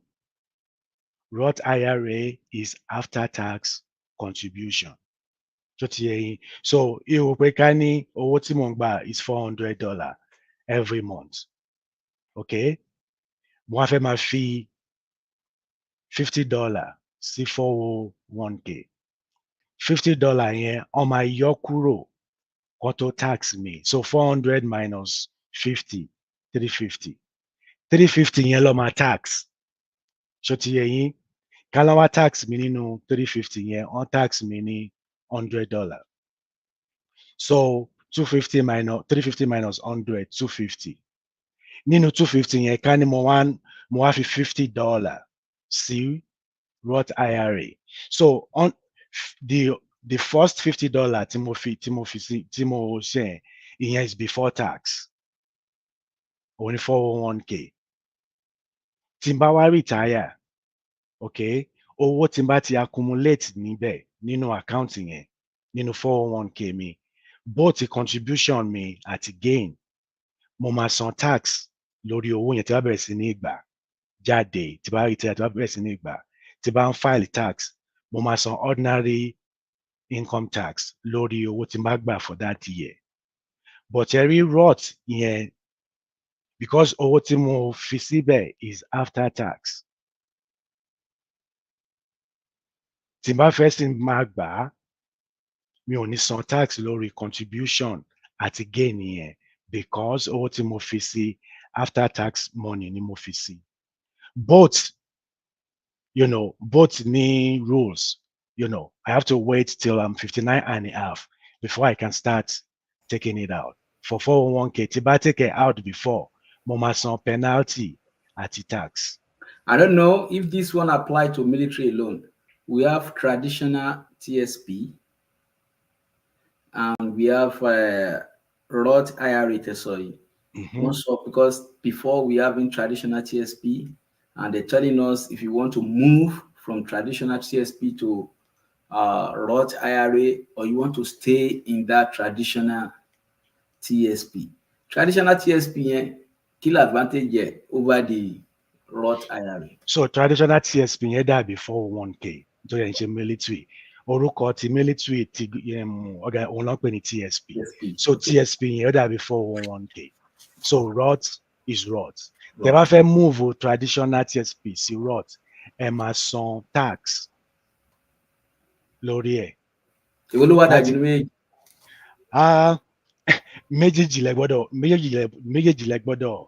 gbọ́dọ̀ ṣe. Ẹ mọ̀ pé mo sọ fún yín pé tí ibiṣẹ́ bá match 401k, ẹ fẹ́ fowó No, sí. they gave us option. If you Yes. want to stay in traditional TSP, you can stay. If you want to go to Roth, but only fún wa ní gbogbo year tí wọ́n gbọ́dọ̀ change from traditional TSP to Roth. Méjèèjì ló yẹ kíyàn ṣe. Ẹ gbọ́dọ̀ take advantage méjèèjì. Tó ti yé yín, because only 401k or only TSP kò ní get yín ní owó yẹn tí ẹ accumulate tẹ́ máa fi retire. But ẹ má bínú, but cut your tax yẹn láti ilẹ̀ ló ti dájú. Nígbà tá a bá sẹ́yìn gbó tó máa tún wá yọ tax yẹn, ó yẹn máa kéré. Okay, good question. Ṣé wọ́n pé the first one yẹn ó depend lórí tax bracket tẹ́ bá dé. So for example, jẹ́ kí fún yín ní example. Ká ní mo ṣe 401k, mo ti wá save 500,000. Okay, nígbà tí mo retire tí mo pé 59.5. Ìgbà tí mo wá retire yẹn, mo wá fẹ́ máa gba 50,000 annually. Ṣó ti yé, mo fẹ́ máa gba 50,000 annually. So tẹ́ bá wo 50,000 yẹn, a máa divided by 12, wọ́n máa jẹ́ monthly tí wọ́n máa gbà. Tí wọ́n máa file, so fún year yẹn, tí wọ́n máa file tax, income tí máa report is going to be 50,000. After gbogbo standard deduction and everything, whatever tó bá kù, tax bracket tí ń bá wà, òun ni máa san tax lé lórí. Ṣó ti yé yín? So mo lè wà ní smaller tax bracket nígbà yẹn tí bá máa retire compared to now tí mò ń san more tax. Ẹ rí pé ó pè mí kí n defer tax yẹn until then. So it depends. So láti wo, nítorí mo sọ fún mi pé méjèèjì ló yẹ ká take advantage of, because you're going to need both to really save enough money for your retirement. Question. Kí ni difference between pre-tax, after-tax, contribution, and what are some examples of each? So pre-tax savings is before calculating tax. After tax is after calculating tax. So example, pre-tax, only 401k, only TSP, only 403b. Okay. Example, after tax, only Roth IRA. Let's go into the tax returns that man gbà every year. Yeah. Àmọ́ bọ́tà lára question tí wọ́n béèrè, àmọ́ bọ́tà wọn kan sọ pé tí wọ́n bá ṣiṣẹ́ tó bá ti ń di bí June kó máa ṣiṣẹ́ lẹ́sà iṣẹ́ kó lè gbowó tó pọ̀. Àwọn ẹlòmíì dẹ̀ máa ṣiṣẹ́ tó yẹ pé wọ́n máa ṣiṣẹ́ workaholic ni wọ́n, tó yẹ pé gbogbo iṣẹ́ tí wọ́n ń ṣe tax ni ló ń gbà lọ́wọ́ wọn, bó ṣe ń gbà lọ́wọ́ wọn. Àwọn ẹlòmíì á ní iye nọ́mbà ọmọ tó bá fi sí ló máa fi gbowó, ló máa fi ṣe igbá, ló máa fi ṣàwo. Èwo ló ṣe kí nínú ẹ̀? Ṣé kákan máa ṣiṣẹ́ kan máa fi gba tax yẹn lọ́wọ́ wa ni, àbí ká ọ̀rá ṣiṣẹ́ tó jẹ́ pé at the end of the year àánú á gbà padà lọ́wọ́ wọn? Which is which nínú méjèèjì? Alhaji. Tẹ́ bá wo ṣẹ́rí American tax code, ó pè ẹni tó bá ní business ẹ̀. Okay. Ó pè ẹni tó bá ní business ẹ̀. Because tẹ́ bá ń file tax, a ní two alternatives. Either ká ṣe standard deduction or itemized deduction. Ìkan tó ń determine ibi tó máa fall sí iye tax tó máa bẹ̀, standard deduction or itemized deduction. So wíwá gbogbo wa tá à ń ṣiṣẹ́ àwòkọ́ tá à ń ṣiṣẹ́ fáwọn èèyàn tá à ń gba W2, okay? Tá à ń gba W2. Ṣé tá a bá bẹ̀rẹ̀ ṣe ó máa ní form W4 tá a máa form láti claim àwọn exemption, tá a máa claim exemption. So mo ṣiṣẹ́ púpọ̀ mo títí di June wọ̀ nǹkan tó determine kọ́ nìyẹn. Okay, is ibi tó bá fall sí between standard deduction and itemized deduction, and gbogbo àwọn tá à ń gba W2 a ní choice standard deduction la máa ń ṣe at the end of the day. So the reason nǹkan tó máa ń fall sí pé bóyá mo ń sanwó padà àbí mo sanwó padà ó depend bó bá ṣe fill W4 ẹ̀. Okay, so nǹkan tí wọ́n sọ fáwọn èèyàn ni pé try láti claim less exemption tó bá ń fail ẹ̀ to avoid paying tax at the end of the tó bá file tax. Ẹ má bínú ẹ túbọ̀ yẹn sọ. So bí èmi ń sìn jẹmọ èmi am one, ìyàwó mi mo lọ́mọ mẹ́ta. Tí bá máa fill W4 tí bá claim 3 àbí tí bá claim 4 so by the end of the year tí bá fẹ́ file tax mi because kìíní tí mo fill yẹn la máa fi determine tax tó máa take from every pay stub. So by the end of the year máa fún mi ní kìíní tí máa file W2 tí máa fi file tí máa file 1044 mi tí máa fi sọ pé gross kìíní mi lélẹ́yìí, you know, máa claim exemption, deduction, standard deduction, whatever. tó máa fi show taxable income mi, then wọ́n máa wo ibi tó bá fall sí ní tax bracket, kí ni tax rate tó máa fi calculate ẹ̀, èló ni wọ́n ti yọ ló máa fi determine bóyá mo san púpọ̀ àbí mo san kíní. Tí n bá san tán bá ti yọ lido mo láti sanwó padà, so nǹkan tí mo láti lọ ṣe ni pé kí n lọ reduce nǹkan tí mo ń claim or kíní kan take more láti avoid láti máa sanwó padà. So nǹkan tí mo ń sọ ni wípé it really doesn't matter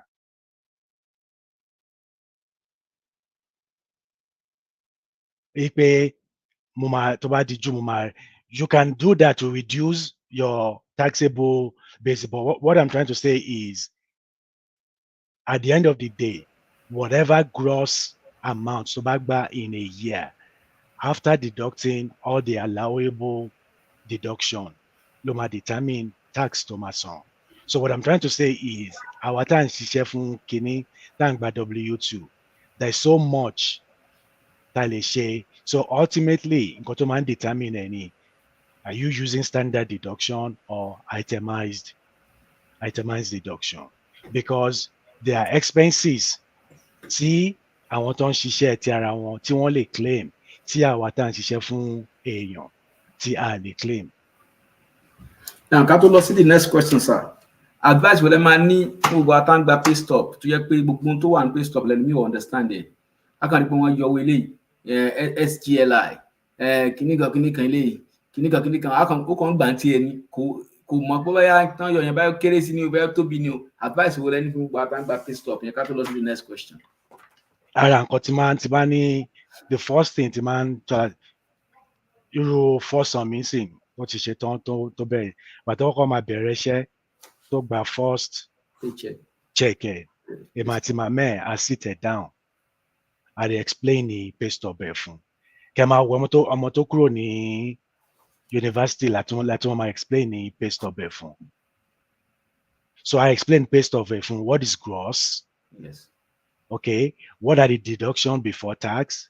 What are the deduction after tax? In fact, I sit it down, but don't be benefit package fún.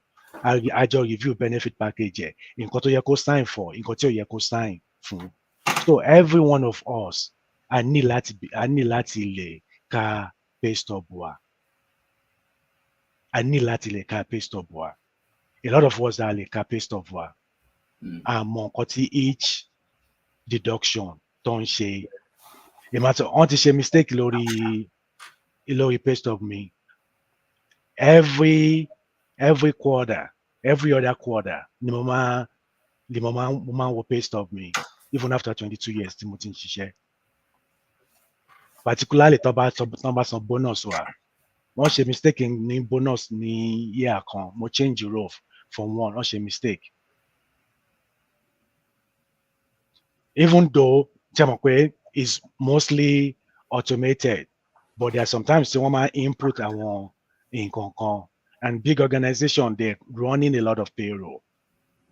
So my advice is people need to understand their pay stub. You need to review it, and once in a while, just go back. Àwọn ẹlòmíì tí bá ní one-on-one pẹ̀lú wọn sìn, that is first time tó ń ṣe máa log on sí payroll system wọn ni láti lọ get wọn rí pay stub wọn rí.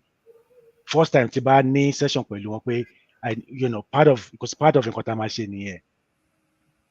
The first time tó ń ṣe máa lọ sí payroll system wọn láti lọ láti lè log in, wọ́n ṣe lọ contact HR láti mọ̀ láti bọ́ ṣe máa log in tó ṣe máa get pay stub wọn. So every one of us, I need láti understand the pay stub wa, kí ni gbogbo àwọn deduction tó ń jáde níbẹ̀. I need láti understand it. Nígbà tẹ́ ẹ sọ tí kò sí irọ́ ń bẹ̀, mo rí pé most of the time tá a bá lọ leave, tá a máa padà tí wọ́n máa sanwó fún wa, wọ́n máa ń fa owó kan kún, because tá a bá wà lórí ship wọ́n fún wa oúnjẹ tá a bá jẹ yẹn, tá a bá fi lọlé, àwa kan máa for so many years pé ó bá yóò ti yàtọ̀ ní wọ́n tún fowó kan àṣòwò wa náà ni. Yeah, later nígbà tó di some years back, tá a náà ṣe wá ń wò pé okay, we have to look at this. Okay, tó bá ti lọ leave, àsopọ̀ máa ń hard owó sí gbé ọkọ̀ bẹ́ẹ̀, and tí o bá dẹ̀ jẹ wọ́n lówó instantly náà máa fàyọ wọn àti ẹ̀ǹjẹ́ kó pẹ́ rárá láti hard mọ́ nǹkan tẹ́ sọ yẹn pé it's very very important láti máa wo paycheck wa, kí làwọn deduction before tax, kí làwọn deduction after tax, and yearly ngbà míì tó bá ń bá federal àbí state ṣiṣẹ́ ó lè jẹ́ pé wọ́n hard $100 mọ́ owó ẹ̀, àbí kan hard kìíní kan mọ́, àbí kàn bá ní promotion, gbogbo nǹkan bẹ́ẹ̀ lè kí ẹ̀ máa wà conversant pẹ̀lú ẹ̀. Ọlọ́run bá a ṣe dáadáa fún ó ṣe pàtàkì. This is a very good information to our members. Now, ara nǹkan tí máa ń ṣe ni tó bá ti mú pay stub mi wọn wá bẹ̀ yẹn, mo máa explain each item lórí pay stub, mo máa explain it fún everybody tí bá meet, máa explain each item lórí pay stub wọn kó lè understand the pay stub wọn. It's very very important. Ẹlòmíì, even social security tá à ń contribute sí, ṣe é mọ̀ pé ẹ lè lọ sí website wọn kẹ́ mọ̀ iye estimated amount ẹ máa gbà tẹ́ bá retire at a particular age. Is all available information. Every one of us that is working, you can know, wọ́n máa fún yín estimate iye tó máa gbà pé tó bá wọ́n máa sọ earliest retirement age tó lè bẹ̀rẹ̀ àti latest àti iye estimate tó máa gbà, so it's important information too, because owó tó ń ti yọ nínú kíní ẹ̀ ni. For that social security, kọ́lọ́mù jẹ́ ká gùn lẹ́mìí ká lè gbà á. Tí kú bá dé, tí èèyàn bá gbà, ṣó lọ nìyẹn, tí wọ́n lè transfer ẹ̀. Àwọn beneficiary lè gbà kí lorúkọ ẹ̀, wọ́n lè gbà nínú social security, but there are different different permutations to that. Iye tó lè gbà, iye tí wọ́n lè gbà. So iye tó lè gbà, iye tí wọ́n lè gbà, but ẹni tó lówó yẹn lè gbà gbogbo ẹ̀ kán máa sọ fún un. Ṣé bó wo wà ní why ti jẹ́ pé wọ́n tún máa ní percentage tó máa fún beneficiary nígbà tẹ́ tí tó lówó ti kú, kọ́ fún next of kin. Wọn ò fẹ́ ká, ó dà kí mo sọ the last time, wọn ò fẹ́ ká gbowó yẹn alájì. Nítorí ni every now and then ni wọ́n increase the retirement age. Nítorí ẹ̀ ni wọ́n ṣe fún yín ní more tẹ́ bá delay retirement age, because wọ́n fẹ́ ká kú ká má rí owó yẹn gbà. What can we do láti gbà lára ẹ̀ ká tẹ̀ ń bá àmọ́ báyà máa. Irú ẹ̀mí ń sìn, the earliest age tí mo wà entitled ni mo bẹ̀rẹ̀ sí ní gbà. I'm not going to wait till later. The earliest age tí mo wà eligible láti gbà ni mo bẹ̀rẹ̀ sí ní gbà. Even pé owó yẹn máa kéré ju tí bá wait 3 years, tí bá wait 5 years, tí bá wait kíni, the earliest age tí mo máa gbà ó ní mo bẹ̀rẹ̀ sí ní gbà. Oga, there's so many things in the center. Oga, what do I need now? Now, ẹ jẹ́ ká wo nǹkan tí àwọn èèyàn ń béèrè. Wọ́n ní ṣé èèyàn bá ti kú, ṣé èèyàn lè gba pension? Àwọn èèyàn ń béèrè pé ṣé èèyàn lè gba pension? Ṣé èèyàn lè gba pension? towards the last question, Baba. Difference between mutual fund and a stock. Alhaji, and for me now, one really, really good question. So, stock, you're buying shares of a company. You're buying stock of a company. It's about Apple now. Apple is a publicly traded company. Okay, one is shares. Okay, Elera shares Apple. Okay, so if I buy one shares of Apple's, like buying, I'm buying Apple's stock. So they're both forms of investment. But when you're buying a stock or you're buying the shares of a single company, one company. Okay, mutual fund, you're buying a basket of stock and other asset bonds and other assets. Difference méjèèjì nìyẹn. A stock, one company shares ló ń buy. Mutual fund is a basket of stock, bond, and other assets. So it's a way of diversifying your investment.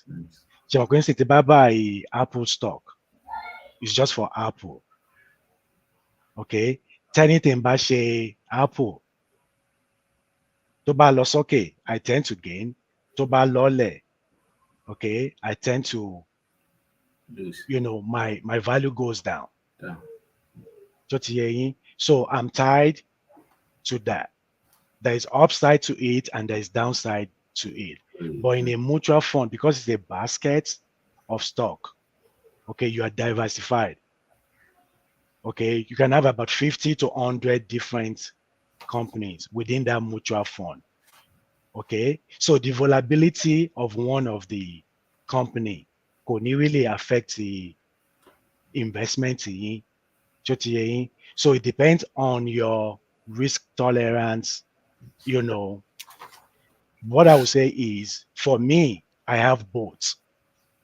I have both individual stock and mutual fund. But the difference is between both in here. Stock is just one company. Mutual fund is baskets of stock. More companies are in a mutual fund than in a stock. That means when you put money into a mutual fund, you have a piece of all those companies in that mutual fund. You have a piece of them. If one have problem, another one might pick up. That means your advice is mutual fund is good than the stock. Generally speaking, mutual fund, because of the diversification and volatility. But àwọn kan béèrè pé àwọn bolódà láti invest owó sí ṣé yẹn private class ni àbí. Yeah. Okay. Ibi tó dáa láti invest owó sí nínú àwọn mutual fund or àwọn stock yìí náà, come to the private class. Inshallah. Yeah, there are various classes of mutual fund tale fọwọ́ sí. So there are other questions that láti béèrè lọ́wọ́ wọn in order to determine what is suitable for each individual. Because there are some that are halal fund, non-halal fund, and so.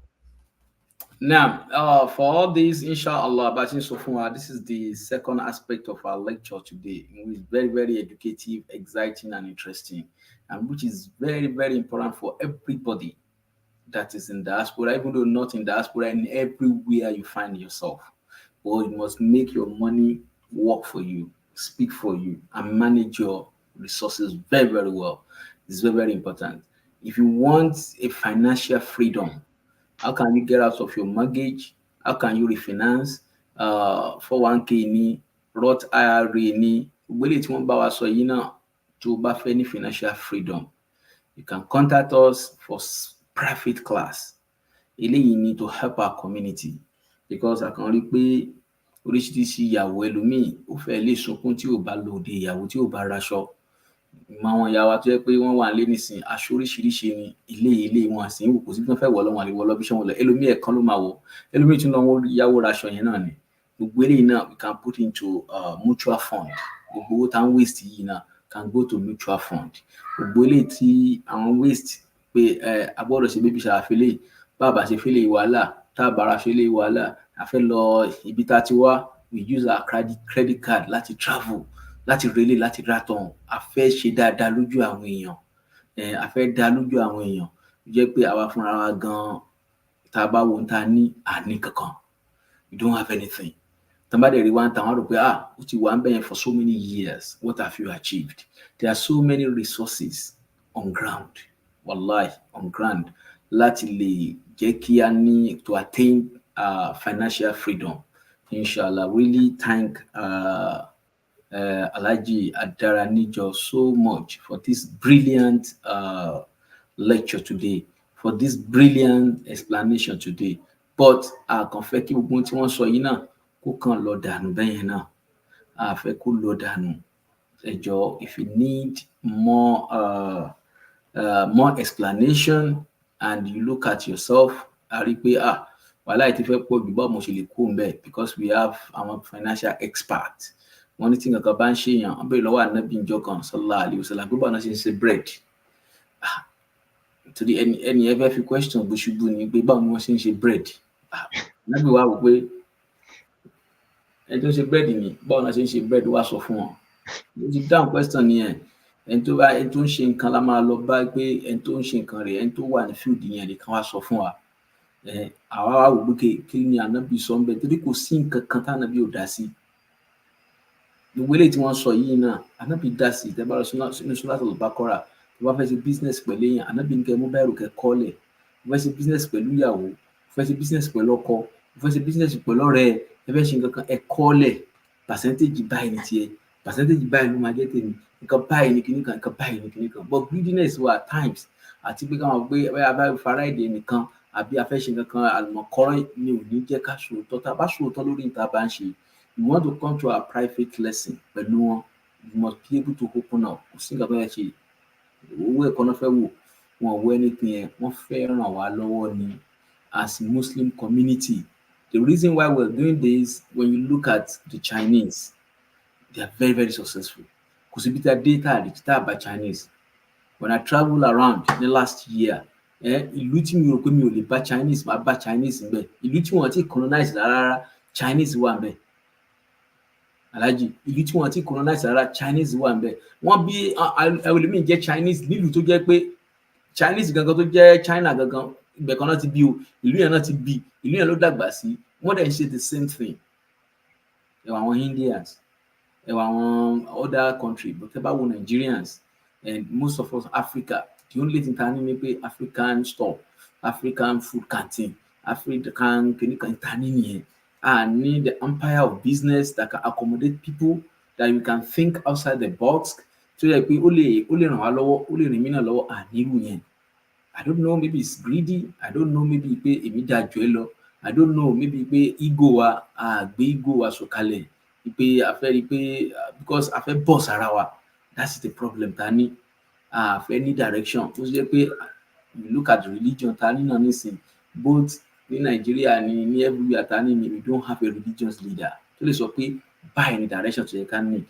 Máa sọ pé báwo lè máa ṣe ó dáa jù mí lọ ní àpòṣe kíní kan jù mí lọ ní gbogbo orúkọ bẹ́ẹ̀ yẹn erroneous impression yẹn la ní mi ò jẹ́ ká ní focus ẹnìkan ò dẹ̀ lè dá tán ẹnìkan ò lè dárú orí tán ẹnìkan ò lè dá ṣe gbogbo nǹkan tó gbogbo wọn tá ń ṣe yìí náà aláwọn kan team of people tó yẹ bí ajọ́ ń forí korí dájọ́ ń pè ẹ jẹ́ ká gbà báyìí tá a bá tún bá dá tẹ́nìkan wá sọ pé òun fẹ́ dá lórí àbọ̀ fẹ́ dá ṣe tiẹ̀ ibi tọ́pọ̀lọ ẹ̀ bá dé ló máa mọ̀ ọpọlọ yẹn kan ò lè dá ibi everybody lọ.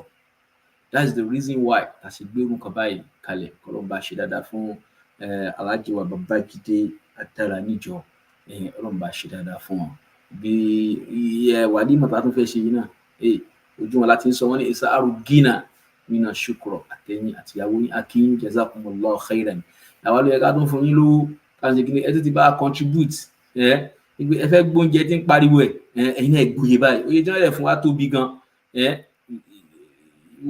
rí pé wọ́n tún fún wa wọ́n ti gba ládá tó pọ̀ lọ́dọ̀ Ọlọ́run o. Wọ́n contribute sórí wàlímà tá a fẹ́ ṣe yìí. Wọn kéwú o, wọ́n ṣe kankan o, wọ́n rí pé ẹ̀yin náà tún gbà, wọ́n ṣe contribution, wọ́n tún wá ṣe contribution tán tún ní, wọ́n tún ná fún wa. Òun náà ni wọ́n ti ṣe yìí. Òun náà máa wò pé ibo ni wọ́n náà ti fẹ́ ṣe fẹ́sìn. Ibo ni wọ́n náà ti fẹ́ ṣe fẹ́sìn. Ó máa wo ibi tí wọ́n náà ti fẹ́ ṣe fún ẹ̀sìn. Ibo ni wọ́n náà ti bá wúlò fẹ́sìn. Ṣé o kàn ń jàǹfààní ẹ̀sìn yẹn lásán ni? Ibo lo ti bá wúlò ńbẹ̀? That is the food for thought for me and you. Ibo ni wọ́n náà ti fẹ́ bá wúlò? Ibi táwọn ti bá wúlò ní ibi iṣẹ́ wọn, tí wọ́n fowó kọ́, tí wọ́n ṣe gbogbo ẹ̀. The expert in that field pé jẹ́ kí n ran Muslim community mi lọ́wọ́. Òun làwọn náà jáde yìí náà. Àwọn náà fẹ́ fi gba ládá ni, wọ́n fẹ́ fi gba ládá ni o. Wọ́n máa sọ pé ní àlìjánnà àwọn ná làákàyè, wọ́n tún ná owó o. Àwa kan wà tó yẹ pé owó tiwa ó gbùrù mọ́ wa lọ́wọ́ ní àlè náà. Àwọn kan wà tó yẹ pé ọgbọ́n tiwa bá a ti fẹ́ fi ṣe lu jìbìtì, òun la fẹ́ máa wá káàkiri. Àwọn náà pé ọgbọ́n tiwa bá a ti fẹ́ fi dèrè ara mọ́lẹ̀ la fẹ́ máa wá káàkiri. Irú làákàyè tí wọ́n ní, oore ọ̀fẹ́ tí wọ́n ní, èyí wọ́n fi ń ṣe tó fi tún ìsìláàmù ṣe ni àbí fi ń ba ìsìláàmù jẹ́. Ìwọ náà máa ronú síbi tó wà yẹn náà. Ní tí wọ́n bá dá sí wàlímà kò ń ṣe nǹkan kékeré o. Ní tó ní zero, ṣẹ̀mọ̀ tí nǹkan bá ní zero, tí èèyàn bá rí tó bá ní zero tó bá fún yẹn, inú èèyàn máa dùn. Ní tí wọ́n fi ṣe fún wa nìyẹn. Àwọn nìkan náà wàá kọ́ nírú àwọn èèyàn náà bẹ́ẹ̀. Táàkì alájà wa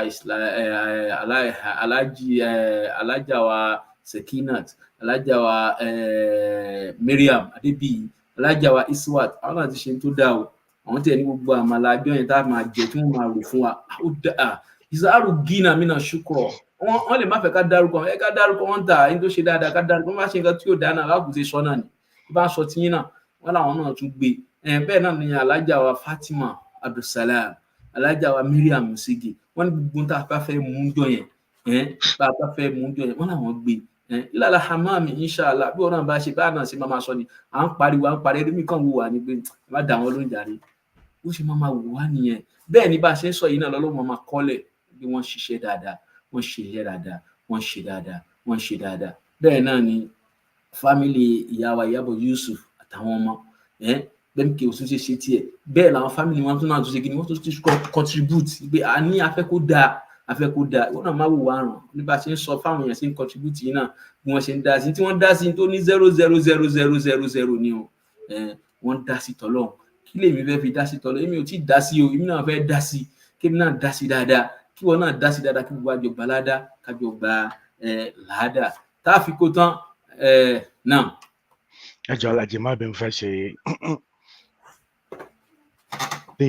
mo fẹ́ sọ fáwọn ẹ̀ pé the private lesson is free. Gbowó lọ́wọ́ anybody. Like Alhaji said, if you guys, I'm very passionate about this. When we talk about financial freedom, as a di olówó, ultimately is to not to worry about money. Not to worry about money. But anything bá ṣẹlẹ̀ bá sọ pé I need to worry about money. Ultimately, nǹkan tí mo fẹ́ kí gbogbo wa ká attain nìyẹn, to really get out of debt in America. To really get out of debt. Alhamdulillah. And that's why I'm coming. Alhamdulillah. I have no mortgage. I have zero debt. Yeah. It was a journey to get there. You know, a planned journey to get out of debt in America. We all can attain getting out of debt and attain financial freedom.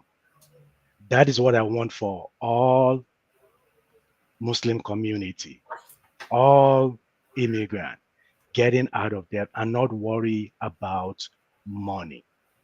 Not worry about money. Alhaji.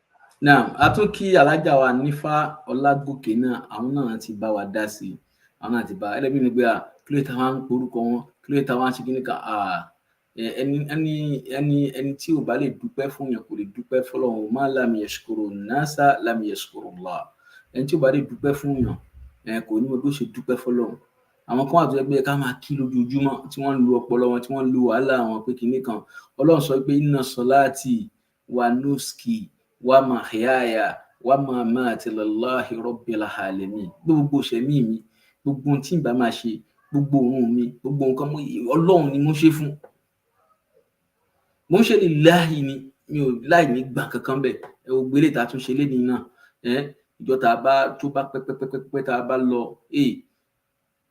àwọn kan máa wò yóò tún wúlò fáwọn kan yóò tún wúlò fáwọn kan yóò tún wúlò bá fún wọn ló fi jẹ́ pé ká máa ṣe dáadáa ká sì máa wà rí torí al-aqibatu lil-muttaqin ìgbẹ̀yìn ni o ìgbẹ̀yìn náà ń bọ̀ tó yẹ pé kò ní sí nǹkan tó ń jẹ́ ìsámọ́ kò ní sí nǹkan tó ń jẹ́ Adáraníjọ mọ́ Adáraníjọ sì máa wà but kò sí nǹkan tó ń jà wá mọ́ bọ̀ ṣẹ́ tá a bá ṣe lẹ̀ can't wọ́n ní Ọlọ́run má jẹ́ kéèyàn kú láéláé òun náà ní gbogbo tá à ń sọ yìí ìwọ náà tó bá tiẹ̀ lè ṣe nǹkan kan tá a ṣe lé ní ìwọ náà ṣí àìfọmọ ṣí àìfẹ́ bí ẹ ṣí àìfẹ́ tó sọ pé òun ò tẹ́ bóun ṣe ṣòwò àwa ní ká wò ó ká manage resources wa dáadáa kọ́lọ́run lè ṣe fún wa dáadáa bẹ́ẹ̀ báyìí sọ second session lélẹ́yìí inshallah private session ló kàn lẹ́yìn eléyìí ìwọ tó bá mọ̀ pé you have credit card debt o fẹ́ ralé báwo ló ṣe ralé o fẹ́ ṣe léyìí ọ̀fẹ́ ni wọ́n tún gbowó lọ́wọ́ wa àbí àwa Yorùbá àti mùsùlùmí abárùgbé àwọn máa tún gbowó ni wọ́n tún lè àtàṣe owó mọ́ ọ̀fẹ́ ni àwọn náà fẹ́ fi ṣiṣẹ́ olóore ni wàláì wọ́n fẹ́ fi ṣiṣẹ́ olóore ni ló fi jẹ́ pé ara ta sọ pé hajj ta lọ ní 2024 wàláì Ọlọ́run gbà nìyẹn ló mú product ilé jáde wá wàláì Ọlọ́run gbà ní ló fi jẹ́ pé ẹni tó bá mọ̀nà ló yẹ kí n bá rìn ó bá fẹ́ lọ 2025 ó tún mọ tí ó tún jáde lẹ́yìn ẹ̀ 2024 hajj ló tún mú ilé wa ló ń bàbá wa Adáraníjọ ló mú wa la fi mọ̀ wọ́n àwọn náà wá jókòó we just sit down ní Mínà la jókòó we discussing àti láwọn tá a fẹ́ gbé wa o òun ṣàwọn nìkan we have team of professionals tá a jọ lọ team of professionals the likes of Alhaji Ismail the likes of Alhaji Malik gbogbo wọn bẹ́ẹ̀ yẹn tí wọ́n pọ̀ rẹpẹtẹ tó yẹ pé they are very successful láà máa wò wọn báyìí we have them lamẹ́ríkà ń bí àwọn gbogbo nǹkan yẹn bọ́ọ̀ wọn sì wà successful sí bọ́ọ̀ náà ṣe a máa gbé wọn wá wọ́n máa sọ fún wa wọ́n ó fi ọ̀nà mọ̀ wá àwọn yẹn ò dọwọ́ bu ọ̀nà bí bàbá wa Adáraníjọ ṣe dọwọ́ bu ọ̀nà wọ́n ṣì ń fún wa náà ní nísìnyí wípé bá a ṣe lè torí rè ní kì í ṣe pé a fẹ́ lówó but owó yẹn a ní gbó yẹn sórí dọ́là a wà para wa nítorí dọ́là àìmọye yẹn tó ti para yẹn torí dọ́là ẹlòmíì wá sí ìlú tó máa ní kíni rí tó fi wá sí ìlú kàn wá make owó ni àṣewó nìkan ló wá make ni there are so many things you can do bọ́n gbàtà bá ti gbé owó yẹn sẹ́mi ara wa la fi ń para wa kọ́lọ́njọ́ ọlọ́mọba ṣe dáadáa fún Alhaji wa Adáraníjọ àtìyàwó wọn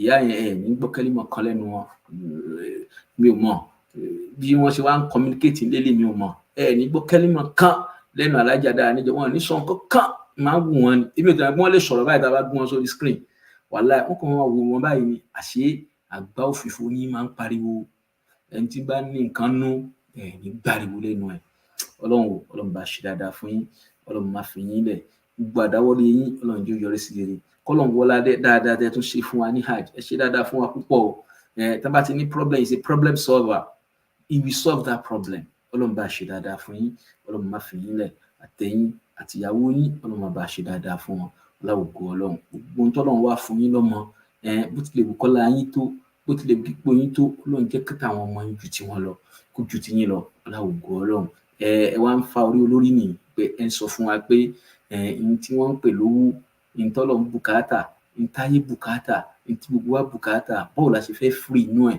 báwo la ṣe ní dẹrú owó ọlọ́run ní jẹ́ kẹ́yìn náà dẹrú owó láéláé láwùjọ ọlọ́run má ṣe yín lẹ́ni tó ti rówó rí ọ̀pọ̀lọpọ̀ ló ti rówó rí o ọ̀pọ̀lọpọ̀ rí owó rí wọ́n gbé owó sẹ́yìn búùtù báyìí tó ń jẹ́ cash wọ́n ná cash báyìí wọ́n lè ran bẹ́ẹ̀ mọ́ wọ́n rí owó bẹ́ẹ̀ mọ́ ọlọ́run ò má ṣe wá lólówó àná ọlá bíbí ànábì wa Muhammad sallallahu alayhi wa sallam ọ̀nà àgbàjẹ́ nìkọ̀ọ̀kan wa ọlọ́run bá fa àlùbáríkà sí jẹ́ ká àlùbáríkà yẹn máa pọ̀ ọlá bíbí ànábì gbogbo tá a wá ná tá a jẹ́ kó gbúrú mọ́ wa lọ́wọ́ tá a wò pé pépà ni bàbá ṣe ń ná ọlọ́run bá a sọ padà dówó ọlọ́run ní nínú àyà Kùránì kan ó ní wọ́n tó bá ná kankan ó ní máa multiply ẹ̀ fún ẹ gẹ́gẹ́ bí ọpẹ́ náà ní tí yàrá bá ń dúpẹ́ bẹ́ẹ̀ náà lèèyàn ṣe ń náwó ọlọ́run ní tó bá ti ń dúpẹ́ òun máa multiply gbogbo ohun tó ń bá tún fún ẹ tó ń dúpẹ́ lórí yẹn òun tún máa ó ti máa di multiplier effect kọ́lọ́n bá ṣe ayé wa bẹ́ẹ̀ kọ́lọ́n máa fẹ́ nìkan kan wá gbogbo ẹ̀yin viewers wa tẹ́yìn náà wò tẹ́ ń digest ẹ̀ tẹ́yìn náà wà ń wò tẹ́ ti ń reason sí pé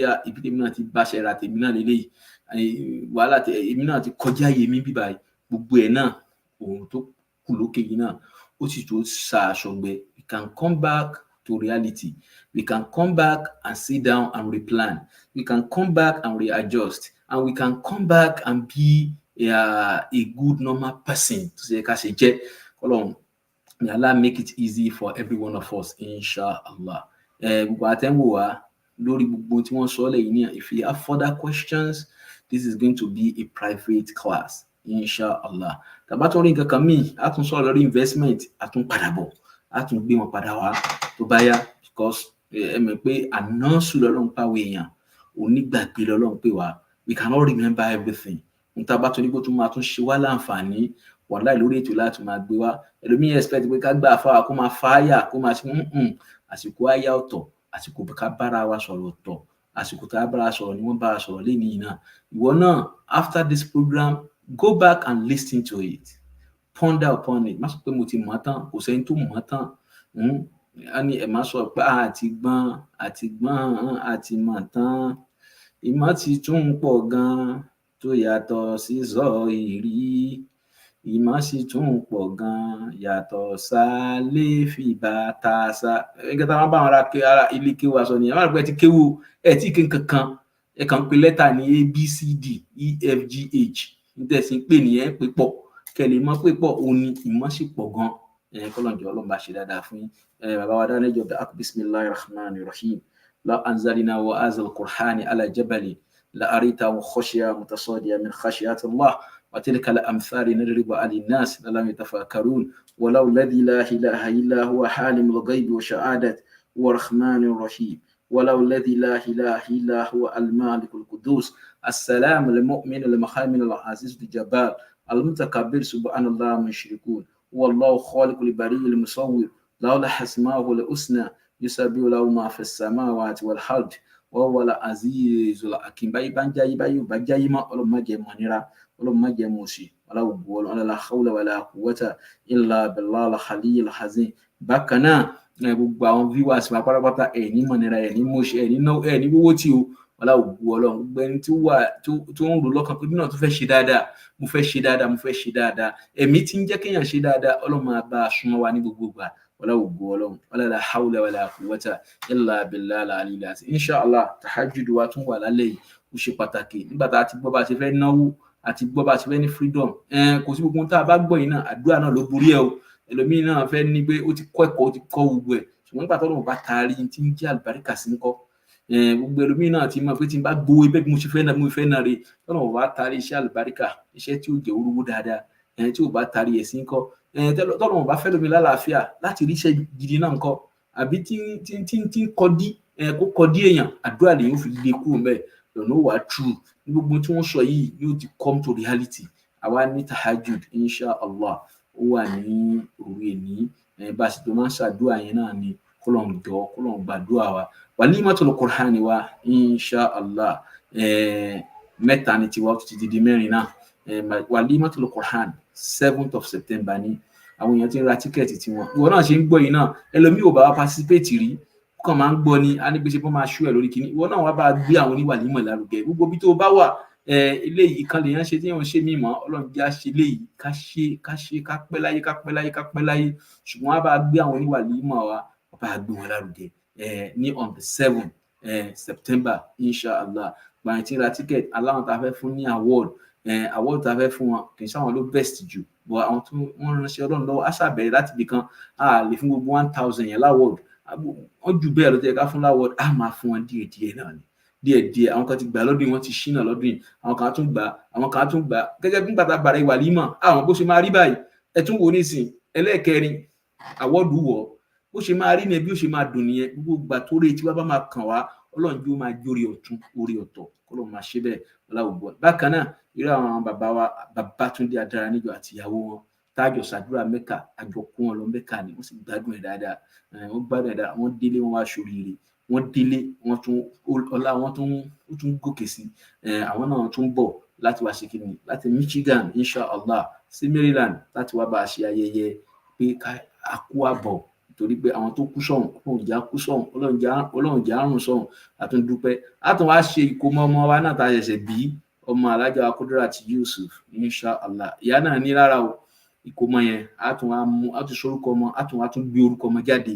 ní ìjọ ó di mẹ́rin tá a ṣe pọ̀ ọjọ́ yẹn náà ìwọ náà wàá rí oore tó wà ní agboolé Nasfat Radio American Canada wàláhì oore wà ń bẹ púpọ̀ kásà máa ṣe dáadáa ká máa fi dúkọ̀ bára lò ìfẹ́ ni ìfẹ́ lọ́lọ́run ní sànàbí tó bá ti ń lò fẹ́ gbogbo yẹn yóò máa dáa ni yóò máa dáa kọ́lọ́n ṣe dáadáa fún wa ìjà pàdé ní alẹ́ inshallah kọ́lọ́n má sọ pòkù ló ń sọ̀rọ̀ kọ́lọ́n má ti pa wá nísìnyí kọ́lọ́n gbàdúrà wa subhana rabbika rabbil izzati amma yasifun wassalamu ala al-mursalin walhamdulillahi rabbil alamin sallu ala nabiyil karim.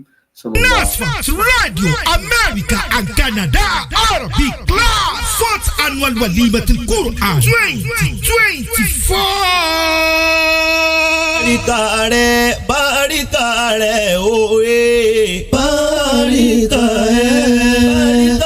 barikare oye Nasfat Radio Arabic Class barikare. Quran, Kitabullah. The Quran is the book of Allah. Alh Adaanijo, ìwé Ọlọ́run ọba ni. Bil Qur'ani yas'udul insanu. Through the Quran, man ascends to greater heights. Àdìsá pẹ̀lú Qur'ani ní kíkà ní kíkọ́. Lọ́mọ ẹ̀dẹ́ ènìyàn fi ṣoríire. Bil Qur'ani yatma'innu qulubuna. With the Quran, our hearts are at peace. Bẹ́ẹ̀ni pẹ̀lú kíkà Al-Qur'ani pẹ̀lú kíkọ́ Al-Qur'ani. Lọ́kàn wa ni ó máa fi balẹ̀. Izan ta'allamuhu linayli sa'adati rabbikum. So learn it to be happy. Bàbá wa rí bẹ́ẹ̀. Ìwọ náà dìde ńlẹ̀ kó tètè mọ kọ́ ẹ̀kọ́ Al-Qur'ani. Ọmọdé ló jẹ́ ní àbágbàlagbà. Qur'ani ọ̀ranyàn ní kó ké.